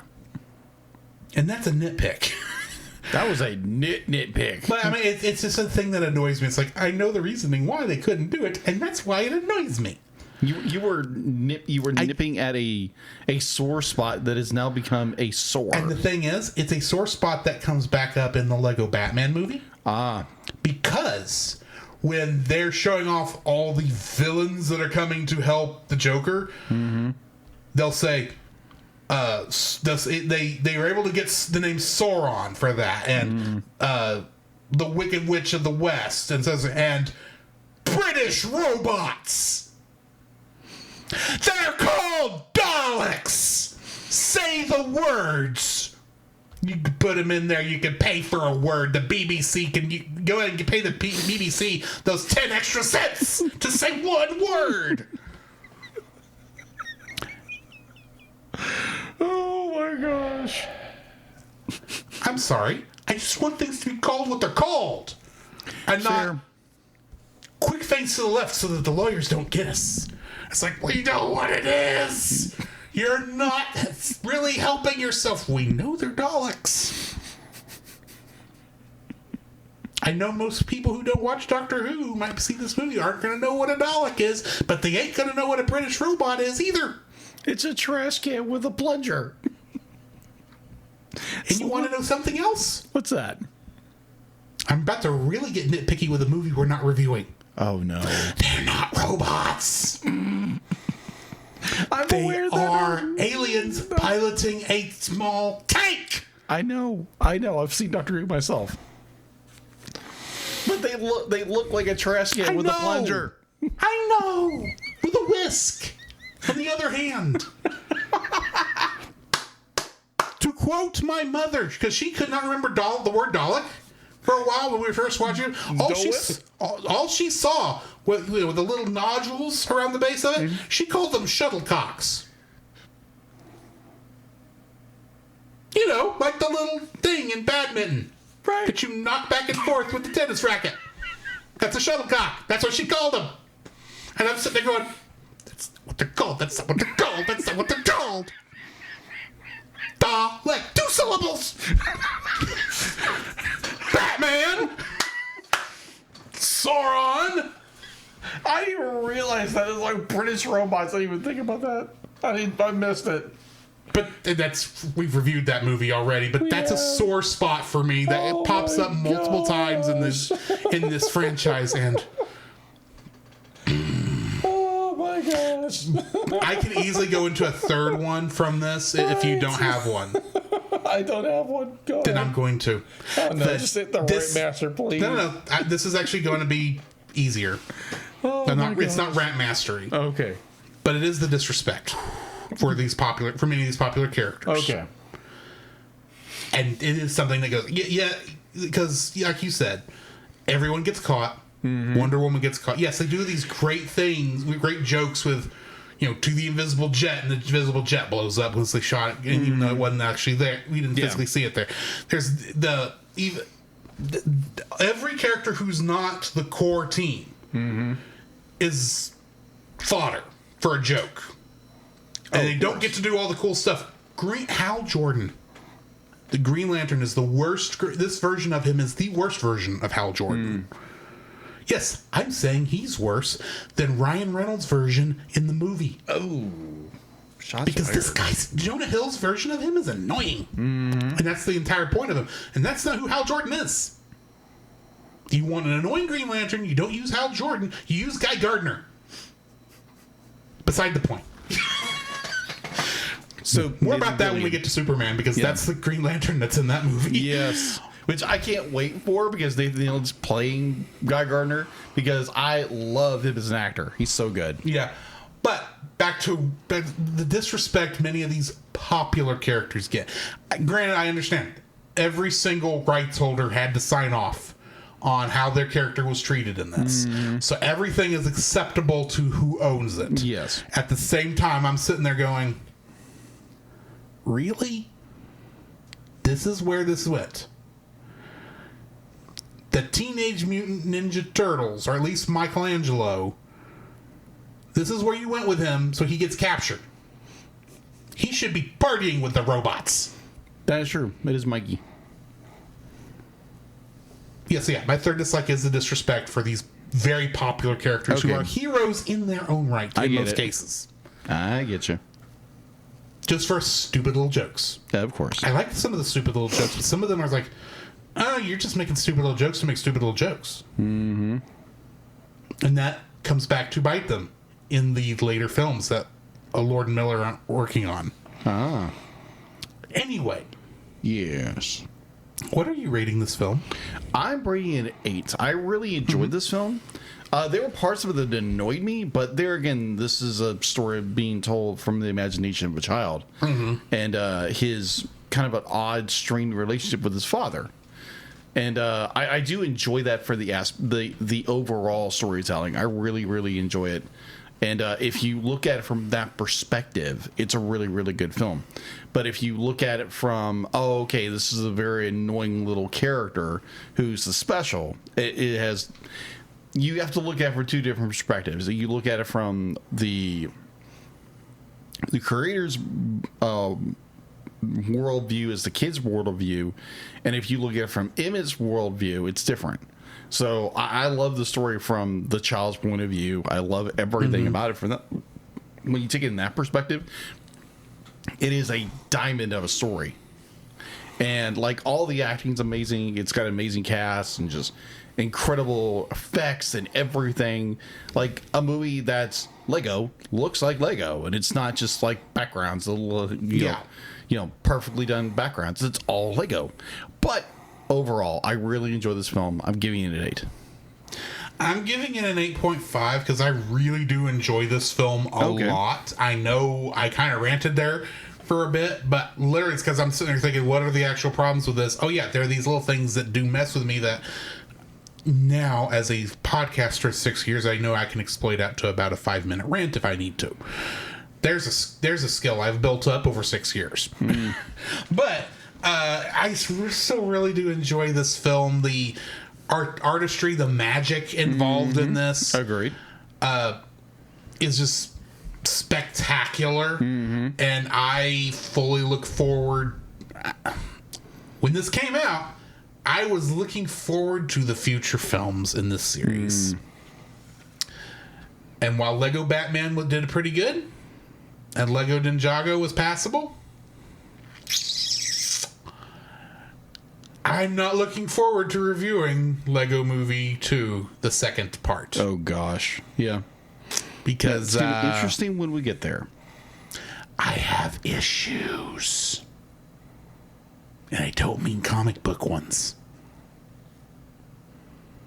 So join us whenever we get around to that. Plus, next week, or our next episode, which is not next week, it's not even the next episode that's coming out, because our next episode is a short that we recorded last weekend on our during our live, our patron hangout, patron exclusive hangout that we did on Discord.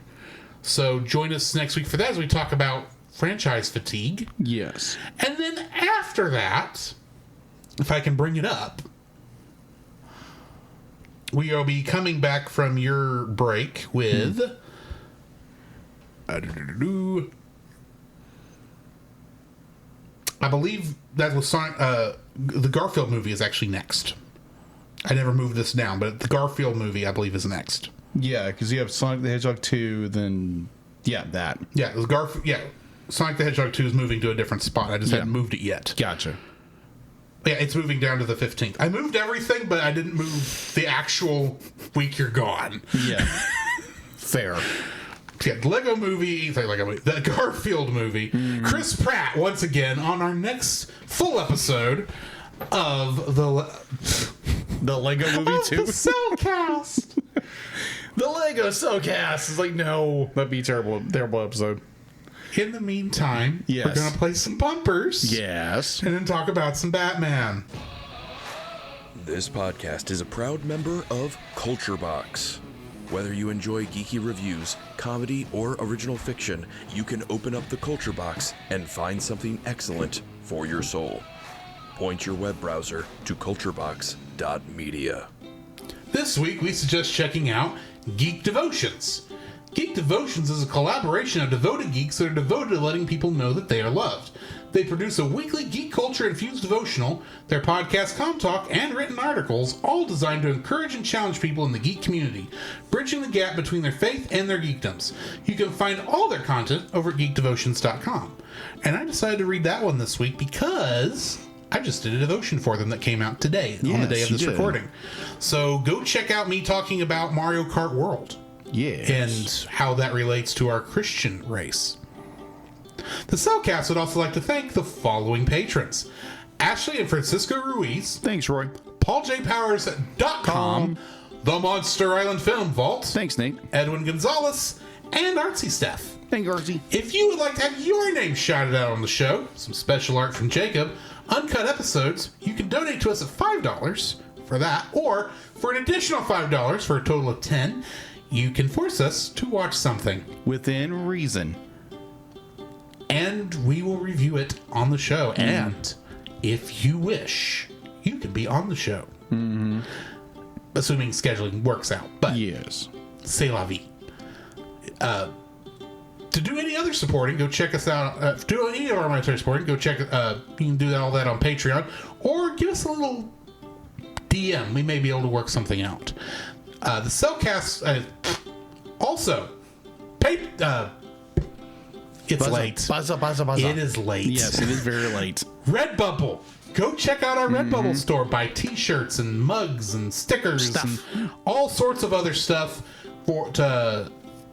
that's all good Cellcast merch. And you can support us that way. Also, check me out on Tuesday nights at 8 p.m. Central as I play a video game of some sort. And if Jacob ever comes back to streaming, go check him out too. Yeah. That time may come back eventually. Yeah. Like once I'm back from like vacation and trips and everything. And everything calms back down. Yeah, I'm not getting off at 7 in the afternoon. Yeah. And before we get back into the episode proper, You say just as I hit the yeah, button. exactly. I couldn't help it. But it was Artsy and Baba are like, it's like, be like, I've got issues and I ain't talking comic books. Yes. And then, Baba says, that within reason rule. Yes. The pain we can be. put in the within reason. Yes. We do reserve the right to say no. Exactly. Pick something else. As Bobo knows. Yeah, Baba knows very well. It's like he picked something. We were not ready for it. No. It was I'm not saying we won't ever do it, but we were not ready for it that week. No. But yeah, be like, yeah, if you have something in mind that you would really love for us to review, like send us the idea, and we will both ponder over and pray over it. Though we don't no longer have any open spots in 2025. That is true. There are It open would be 2026. Yeah. So if you want to either do Patreon or you want to do private donation, you're more than welcome to do that. The right to say no, Bobo. Bobo says the right to say no, Bobo. What is wrong with you? Bad Bobo. Down, Bobo. Go to your water dish. I thought that was me. That's Jacob, not you, Bobo. Oh, right under the... Ow, I knew you were going to do that. Go sit in your dog loo. Okay, fine. I say that. I don't even know if dog loos are a thing anymore. Doghouses are. I know dog houses are, but in my mind, the coolest dog houses were the big plastic igloos. Oh, that's right. Yeah. Woof. That were called dog loos. My next door neighbor had one. So, funny thing is, I'll be like, my Tourette's is random. Be like, I bark just for no reason. Sometimes it's stress. Sometimes it's just like random crap. So one time, be like, we were like, me and my wife were getting ready for dinner, and she was cooking carrots, and I barked. It's like, oh, your trigger is carrots. So she says carrot anytime, I have to bark. All right, so like woof. So it's an inside goofy loving little joke we do, and like she I do not get me wrong, I love my wife to death, but she does not like it when I make fun of myself as like dog jokes. Definitely be like, or when we make fun of you with your dog jokes, even though we all know you're fine with it. Oh yeah, I'm fine with it. So now I just am very selective. Oh yeah, I have coworkers. Unless we're on the show, and then it's like, ha, dog. I have coworkers. If I bark, be like, he kind of looks around. It's like, Joseph, don't you dare! I know you're gonna do something, because every time he'll go off and wander off and go find something. Like, here, boy, here's a treat. Sit down, boy. Sit. Do a rollover. In comparison, I'm fairly Like mild. Joseph. Like all I say to him is discrimination. It's just like we both get a kick In out of it. comparison, I'm fairly mild, because what do I do when I hear you bark? The dog is back in town. The dog is back in town. Yeah. Which I don't even know. That's not even connected. That's something I made up. Yeah.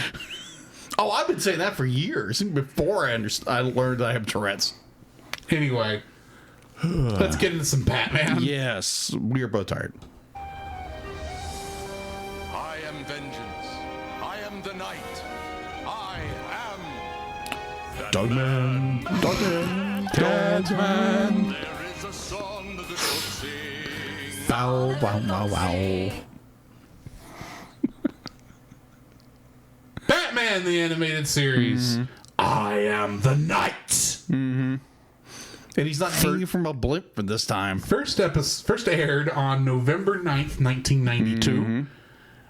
Is production episode number 49 and broadcast episode number 34. It was written by Michael Reeves and directed by Boyd Kirkland. In this episode, Batman falls into the depths of depression. That sounds like a fun kids episode, doesn't it? Oh, of course. Batman falls into the depths of depression after Commissioner Gordon is shot by the Jazzman. I'm sorry. When I heard this character's name was Jazzman, I'm just fully expecting, because it's Gotham City, for him to be some jazz-themed superhero running around with a trombone or something.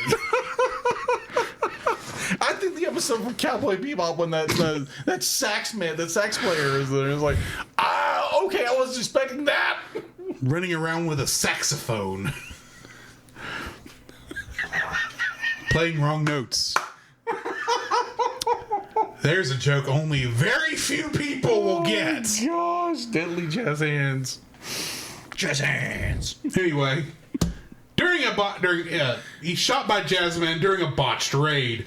Batman was meant to be present, but was delayed by thugs while paying his annual visit to the site of his parents' murder. He got hit by a bad note. With Gordon hospitalized and near death, the Dark Knight becomes consumed by self-doubt.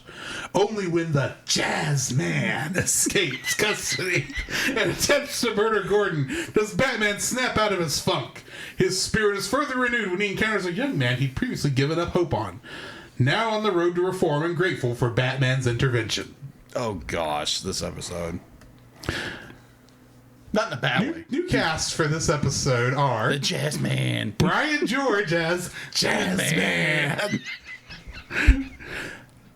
Sal Viscuso as Monk. The one of the two goons. Oh, that's right. The other goon is uncredited. Oh. The one that's got the eye patch that could easily be Cobra Bubbles in another life. Oh gosh, yes. Give me Cobra. Give me Cobra Bubbles. But lastly, Wizard, the kid that they're beating up. Mm-hmm. Do you know who plays him? No. Seth Green. Oh, that makes like very young Seth. Very young Seth Green. Trivia for this episode. Batman reveals that Commissioner Gordon is the same age as his father, Thomas Wayne. Would have been if he were still alive. That implies that Batman sees Commissioner Gordon as not just a friend, but a father figure as well. Yeah. At 18 minutes into this episode, police radio says, "Attention all cars. Suspects sighted at the corner of Adams and O'Neill." Fans of Batman comics will recognize the names as the pivotal creative team of artists Neil Adams and writer Denny O'Neill, who got the Batman character back to his darker roots in the early 1970s. Batman's line Love Neil Adams' art. Yeah. Love it. Batman's line to Leslie about having promises to keep is a reference to the final line of Robert Frost's poem, Stopping by Woods on a Snowy Evening. The line being, "But I have promises to keep and miles to go before I sleep." Ah, gotcha. Lastly, Seth Green would later voice Nelson Nash on Batman Beyond. Oh, okay. What are your thoughts on this episode? Oh my gosh, I love the openings of this. It's a nice sweeping shot into the Batcave. Be like, yeah, it's got a little shake here and there, but it's just like this brooding setup where it's Batman sitting in his chair and like he's sitting there like not pouting, but he's overwhelmed by everything, and I love that because you have this dark night that everybody fears, and he's having doubts about it. He's having doubts that his effectiveness as the Dark Knight, like what was it like? Alfred says, but like how many people you put away, and be like, okay, so who? Be like, and there, it's never going to end. Be like, you know, another person's going to show up and to do this. Be like, it's never ending, and he's getting overwhelmed by this. And then be like, you have the encounter with Leslie and be like down crime alley, and then that's interrupted by this where the thug falls on his parents' flowers, and like he is overwhelmingly frustrated by that, and like Bat just has a bad day, and then he has a bad couple of weeks. And so Dick Grayson shows up and like gives him a pep talk, and it's okay, it's fine. Go ahead. No, go ahead. You know, Dick Grayson shows up, be like from college apparently, because apparently Alfred's been trying to get a hold of Dick to be like, hey, Bruce is not doing well. He's sitting in the Batcave as Batman, just moping around like he's lost the fight in him. Be like, you need to snap him out of it. And apparently he's been doing this for 3 weeks. Yeah. And it's just like, wow, okay. Because you realize the dynamic between Batman and Commissioner Gordon is so deep that he realizes he feels like he failed the city. He's failed one of his best friends, a man he looks over as a mentor, as a father figure, and he is just crushed by this. And he feels like, you know, what if something else happens? Because his doubt, and I think it was Dick gave him this thing to be like, one thing I learned from you is just to never give up, to keep going. And like you see the scene where Dick he's dressed as, and I want to say Nightwing, but that's Robin. Way later on, as Robin is getting on the bike, and it's like, no, this is my fight. My hunt. This is my hunt. This is my hunt, and he, goes out and he's the vigilante again. And I love that because it's more be like he has to. It takes his sidekick in order to bring him out of his funk, but like, this is your mission. This is what you signed up for. Be like, you don't give up. And that kind of an encouragement to like some of us who want to give up on things, want to give up on our careers or whatever, because they seem to not be working. Be like you're spinning your wheels and nothing's getting done. And even superheroes go through it. Yeah. I missed a bit of trivia. This episode has Barbara Gordon in it. Mm-hmm. In the broadcast order, this episode came before the other Barbara Gordon episode. Oh, okay. I don't remember which one was the one before this. But, so this is technically the broadcast debut of Barbara Gordon. Yes. Which every time she shows up, I go, is this the Batgirl episode? Mm-hmm. And it's not. No. I know it's coming. I just don't know when it is. But, I enjoyed this episode too. Apparently, it's been a year since the episode Appointment on Crime Alley, since it's the anniversary again. Oh, yeah. And this episode is done very well. It's almost like I made the joke about how this is such a kid's episode, and it really isn't, because this is very down to earth, very sobering, very much an episode I don't remember if I even saw it as a kid, because that's how little impact it probably made on me at the time, if I did see it. Oh yeah, I did. But this episode is just so well done as a after the last couple episodes where have been very heavily action packed, this has been a nice, calmer episode. Yes. Down to basics. Like, this is, we've had a lot of good action packed fun episodes. Now we're back. We got to get back to, who is this man? Who is Batman? Yeah. What is he dealing with? We gotta get back to that. And we get to actually see, here is the good that Batman has done. Because this one kid, Wizard is the only name we've got for him. Yeah. He's going back home. He's going out of Gotham City. He's going back to the life he should have gone, because the crime stuff's not for him. He's turning his life around. Yeah. So, and I think that's very helpful for Batman in this, because he thinks, okay, I am doing some good. That it may not be there may still be this disease that's still ravaging Gotham, and will continue to ravage Gotham for who knows how long, probably longer than Batman will be alive, which we kind of know because of Batman Beyond. Right. But he knows he's doing good. He knows because he's affecting people's lives. But his job as Batman takes a toll, and in this episode it gets to him. It does get to him, and he is human, as much as we joke about how he's Batman and doesn't and always wins. Yeah, he almost didn't win this episode. No, we didn't. And you have the almost the final scene, not the final scene, but the crescendo of the action piece where Commissioner Gordon does wake up and Batman's there. They've arrested the jazz man. But it's like Batman's giving him encouragement, but be like you are a hero. Yeah. Be like in Commissioner's the exact same thing. Be like you are a light in this light in this city. And it'd be like it's encouraged because you see Bruce Batman smile. Yeah. And it'd be like he's thankful that his friend father figure is alive. And it's be like it has this the moment before be like Batman saves the day, obviously. It's that moment where the jazz man is going to shoot Gordon, and it's like you could almost hear it in Bruce's mind be like, if I don't do this now, he's dead. and be like, and you see he throws the batarang star or whatever it's called, and be like, it's just like it's perfectly the way it's shot in the camera, everything is just beautiful. It's such a great episode. I love this one. And following that up with the next episode. Yes. Off Balance. Yeah, oh my gosh. That would make me want to vomit. This episode aired November 23rd, 1992.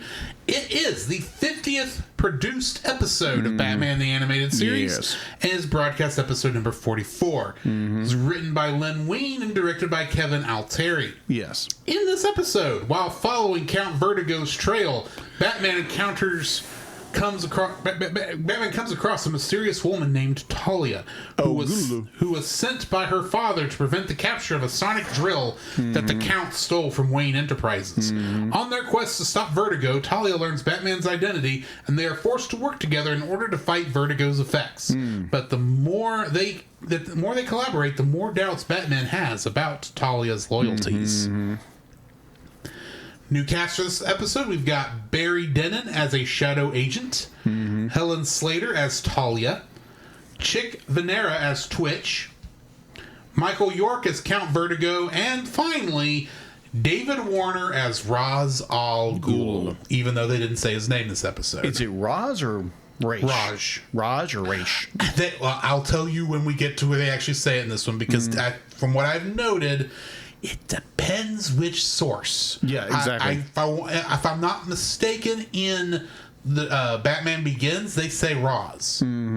But elsewhere, I've also heard Raish. Yeah, I remember Arrow, they called him Raish al Ghul. Right. So I think it depends on who the director is. Who's writing it. Who's writing it, yeah. Be like, what? How do you pronounce it? Raish or Roz? It's like considering that when I looked up what because when I was going through the trivia, it mentioned that his name means like the devil's head or something like that. Yeah. I don't know which language that is. Yeah. But I bet I heard it's probably Arabic. It's more modern Arabic. Yeah, and Raish, I think, is probably more likely.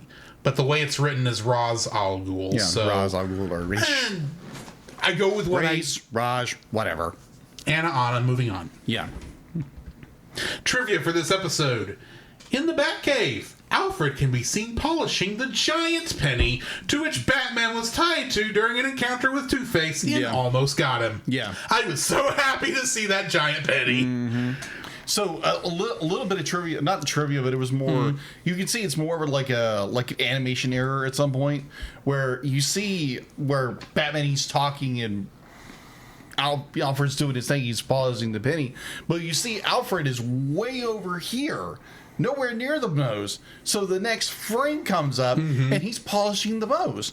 Like, did he just move the ladder over and then climb back up and polish the nose, then come back over? Because the next frame he's back over. I don't know if ACOM did this episode, but we'll blame them. Okay. The Society of Shadows, a formidable globe-spanning organization. The League of Shadows. They called it Society. Yeah, but it's League of Shadows or League of Assassins. You're getting ahead of me. You're welcome. Let me say what I'm saying here. Okay, fine then. Then you can come back at me. Okay, fine. You've already broke it, because I'm not editing this. Okay. Go for it. The Society of Shadows, a formidable globe-spanning organization, make their first appearance in the series. In the comics, the organization was better known as the League of Assassins, but the name had to be toned down for TV broadcast standards and practices. Yes. Because you can't use the word assassin. No. Apparently on Saturday morning cartoons, even though this was during the week. Yes. But anyway. You don't like that I bugged you about that, did you? No, it didn't bother me at all. It was like, because you do it to me, I do it to you. It just happens. It's like, anyway, let me finish what I'm trying to say. You're welcome. Yes. Vertigo's fall from the tower, especially the camera shot inside the tower of him falling past an opening, appears to be a direct reference to the Alfred Hitchcock film Vertigo. Another homage is the opening fall from the Statue of Freedom, which is obviously not the Statue of Liberty because this is not New York City. It resembles a climactic scene from Hitchcock's movie Saboteur. Helen Slater, who plays Talia, previously played Superman's cousin, Kara, or Supergirl, in Supergirl from 1984, and would go on to play Kara's adoptive mother on Earth in Supergirl 2015. This episode is based on Batman comic story from Detective Comics Volume 1, number 441, titled Into the Den of the Death Dealers by Denny O'Neil, with art by Bob Brown and Dick Giordano, which featured the first meeting of Batman and Talia. The antagonist in the original comic story was, and you gotta love comics for a name like this, Dr. Dark, with 2 R's. Dark. But in this animated version of the story, Dark is replaced by Vertigo, a villain from Green Arrow's Rogues Gallery. Count Vertigo's first appearance in the comics is in World's Finest Comics number 251 from July of 1978, which was 7 years after the story adapted in this episode was published. Fair. This is one of the few episodes to depict actual deaths. The Society of Shadows throws an informant off the Statue of Freedom. Afterward, they appear to commit suicide via gas, although Batman later states it only erased their minds. Oh my gosh. Yes, and the monsters this on Power Rangers were only destroyed. Yeah. And all the destroyed buildings were empty. Well, it was in the abandoned warehouse district, Yeah. so... Like this guy said so many times, like, how many abandoned warehouses does Japan have? Or Angel Grove, for that matter. Angel Grove, whatever. Lastly, Talia Al Ghul is future Bruce Wayne's baby's mama. Baby's mama. Yeah. To everybody's lovely Damian. Yes, Damian Wayne, the owner of Bat Cow. We're not going there. No, we're not. We've already done that. So, what are your Bat Cow. What are your thoughts on this episode? Oh my gosh, I couldn't help it. But this is a good episode because, again, we get Talia, we get the Society of, what do they call them in this one? The Society of Shadows. The Society of Shadows. I've heard it so many different ways, not even funny. Like from Arrow to this and this and this. What is it? Anyways, I understand why. It's League of Assassins. It's the League of Assassins. That's the official name. Or the League of Shadows or something like that. Because it's all of the above. It depends on what the marketing strategy is for the league that year. Exactly. Got to get that. Got to attract the right dealers for your assassination attempts. Of course. But maybe give a coupon for a 2-for-1 deal. And bring people back from the dead, like they do. We haven't gotten to Lazarus Pits yet, so no, we haven't. I don't even know if that's going to show up in this show. It does. We do have 3 more episodes of the League and all the Al Ghul's appear in, so yes. But I'd be like, I enjoy the intro to this episode. It's like, oh, okay, we get some different villains, and they get knocked off, and they take their own lives. I'm like, oh my gosh, this is getting like lit, terrifying. Oh my gosh. I was like, but Batman's like, oh, they just wiped their mind. It's like, no, they're gone. Be like, they have poofed from existence. They died.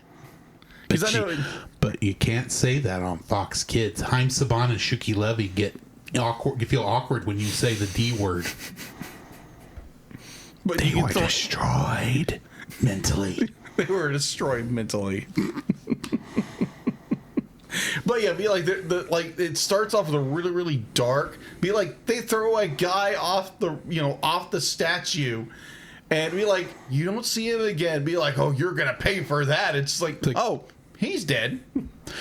Well, it reminds me of the rules. Like, oh, you can kill as many robots as you want, but if a human gets cut, you're in trouble. Yeah, exactly. You can't show blood. Oil, perfectly fine. Oh my gosh! But yeah, it's like they weren't killed. They were destroyed. Their minds were wiped. How is that better than dead? I'm sorry. That's scarier to me than they're being dead. Okay, fair enough. That is fair. it's a good episode. You introduce to Talia, and be like, if you know anything about Talia al Ghul, you'd be like, okay, she's doing everything for her father. And it's like, what is she doing? It's like, oh yeah, she's out for the gun, of course, and she's using Bruce Wayne or Batman to help her in her endeavor, because apparently she is. Like, she's the inside mole in order to get it, even though the League has it. But it's technically a different branch of the League that's kind of broken away. Yeah, because Vertigo has it. Yeah. So she has to get it away from Vertigo.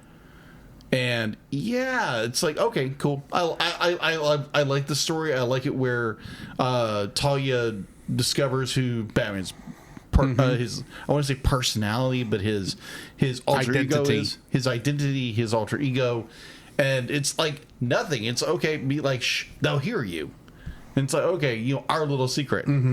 But of course, she tells her dad, of course, because he's Ra's al Ghul. He knows everything. He probably knew Bruce Wayne was Batman before that point. Yeah, he's already calling him detective. Yeah, detective, which I love. Oh my gosh! But yeah, be like, you go through the episode and. It's like, it's a great episode. It's a wonderful episode. It's again, we get introduction to Ra's al Ghul, or Ra's al Ghul, however you pronounce it. But finally, after I thought it was going to come, 30 episodes ago, we had that episode with Nostromo. Oh yeah. Because I mean, they do look similar. They do look similar. But overall, I enjoyed this episode. It's really kind of a cat and mouse. And it's okay, what's really going on? And Talia gets the gun, and of course, Batman disables it. And it's like, oh, okay, they were introduced to Ra's, and it's like, okay, game on, let's go. Because Ra's al Ghul is probably my favorite Batman villain, because he shows up in everything. Well, because he's Ra's al Ghul. Right. Since what, the 70s? Yeah, since like the 70s. He's but yeah, just love Ra's as a character. Be like he is like, I think he was in, what was it? I think it was like no, that was season 3 of Arrow. And I was like, okay, that's interesting. I think they were introducing the League in the second season, because when I was going to start watching through it again, they did, and I got through the 2 episodes of season 1. I never watched, and started season 2 and thought, okay, this is getting better. I dropped off. It's like, oh, the League's back. Oh, yay. Yeah. And I remember, I don't remember what it was, but I remember thinking, this is not where I want this to go. I'm done again. So fair. See, season 3 went into a mothball, and it's like, oh my gosh, can we get away from this romance thing? You need to do a story. Either or. We're not talking about Arrow, we're talking about Batman the animated series. Yeah, this was a really good episode. We get introduced to a really good villain, and yeah, be like, we get more Al Ghul stories later on. So yeah, can't wait. Next Batman episodes that we'll do in 2 weeks. In 2 weeks. We have The Man Who Killed Batman. Oh, this is a good episode. And Mudslide. Mudslide. I think that is a return of a certain villain that we thought was dead. But we'll see. We'll get there when we get there. Of Human Clay? Perhaps. In the meantime, unless you got anything else to add before we cut out of here. Yep. In the meantime, this has been Drew. This is Jacob. And we'll catch you in the next frame. To follow Jacob and Drew's individual internet exploits, check out the Linktree links in the show notes. Eventually. You can email us at thecellcastpodcast@gmail.com. Follow us on Twitter or X at @cast_cell. Follow our Facebook page, The Cellcast Podcast, and join our Facebook group, The Cell Nation, our YouTube channel, Cellcast, and our Rumble channel, The Cellcast Gaming. You can join us every Friday night at 7 p.m. Central for our live recordings of our episodes on Twitch, Facebook, YouTube, and Rumble. You can also join Drew on those same streaming channels on Tuesday nights at 8 p.m. Central for gaming streams. You can listen to our podcast on Apple Podcasts, Spotify, or anywhere else fine podcasts can be downloaded from. Please rate and review us where you found us. Our theme song is Drop and Roll by Silent Partner. Our bad movie theme is It's Party Time by Gregory Snegoff, with additional audio from the film Titanic: The Legend Goes On, and remember, that's Cell with a single L.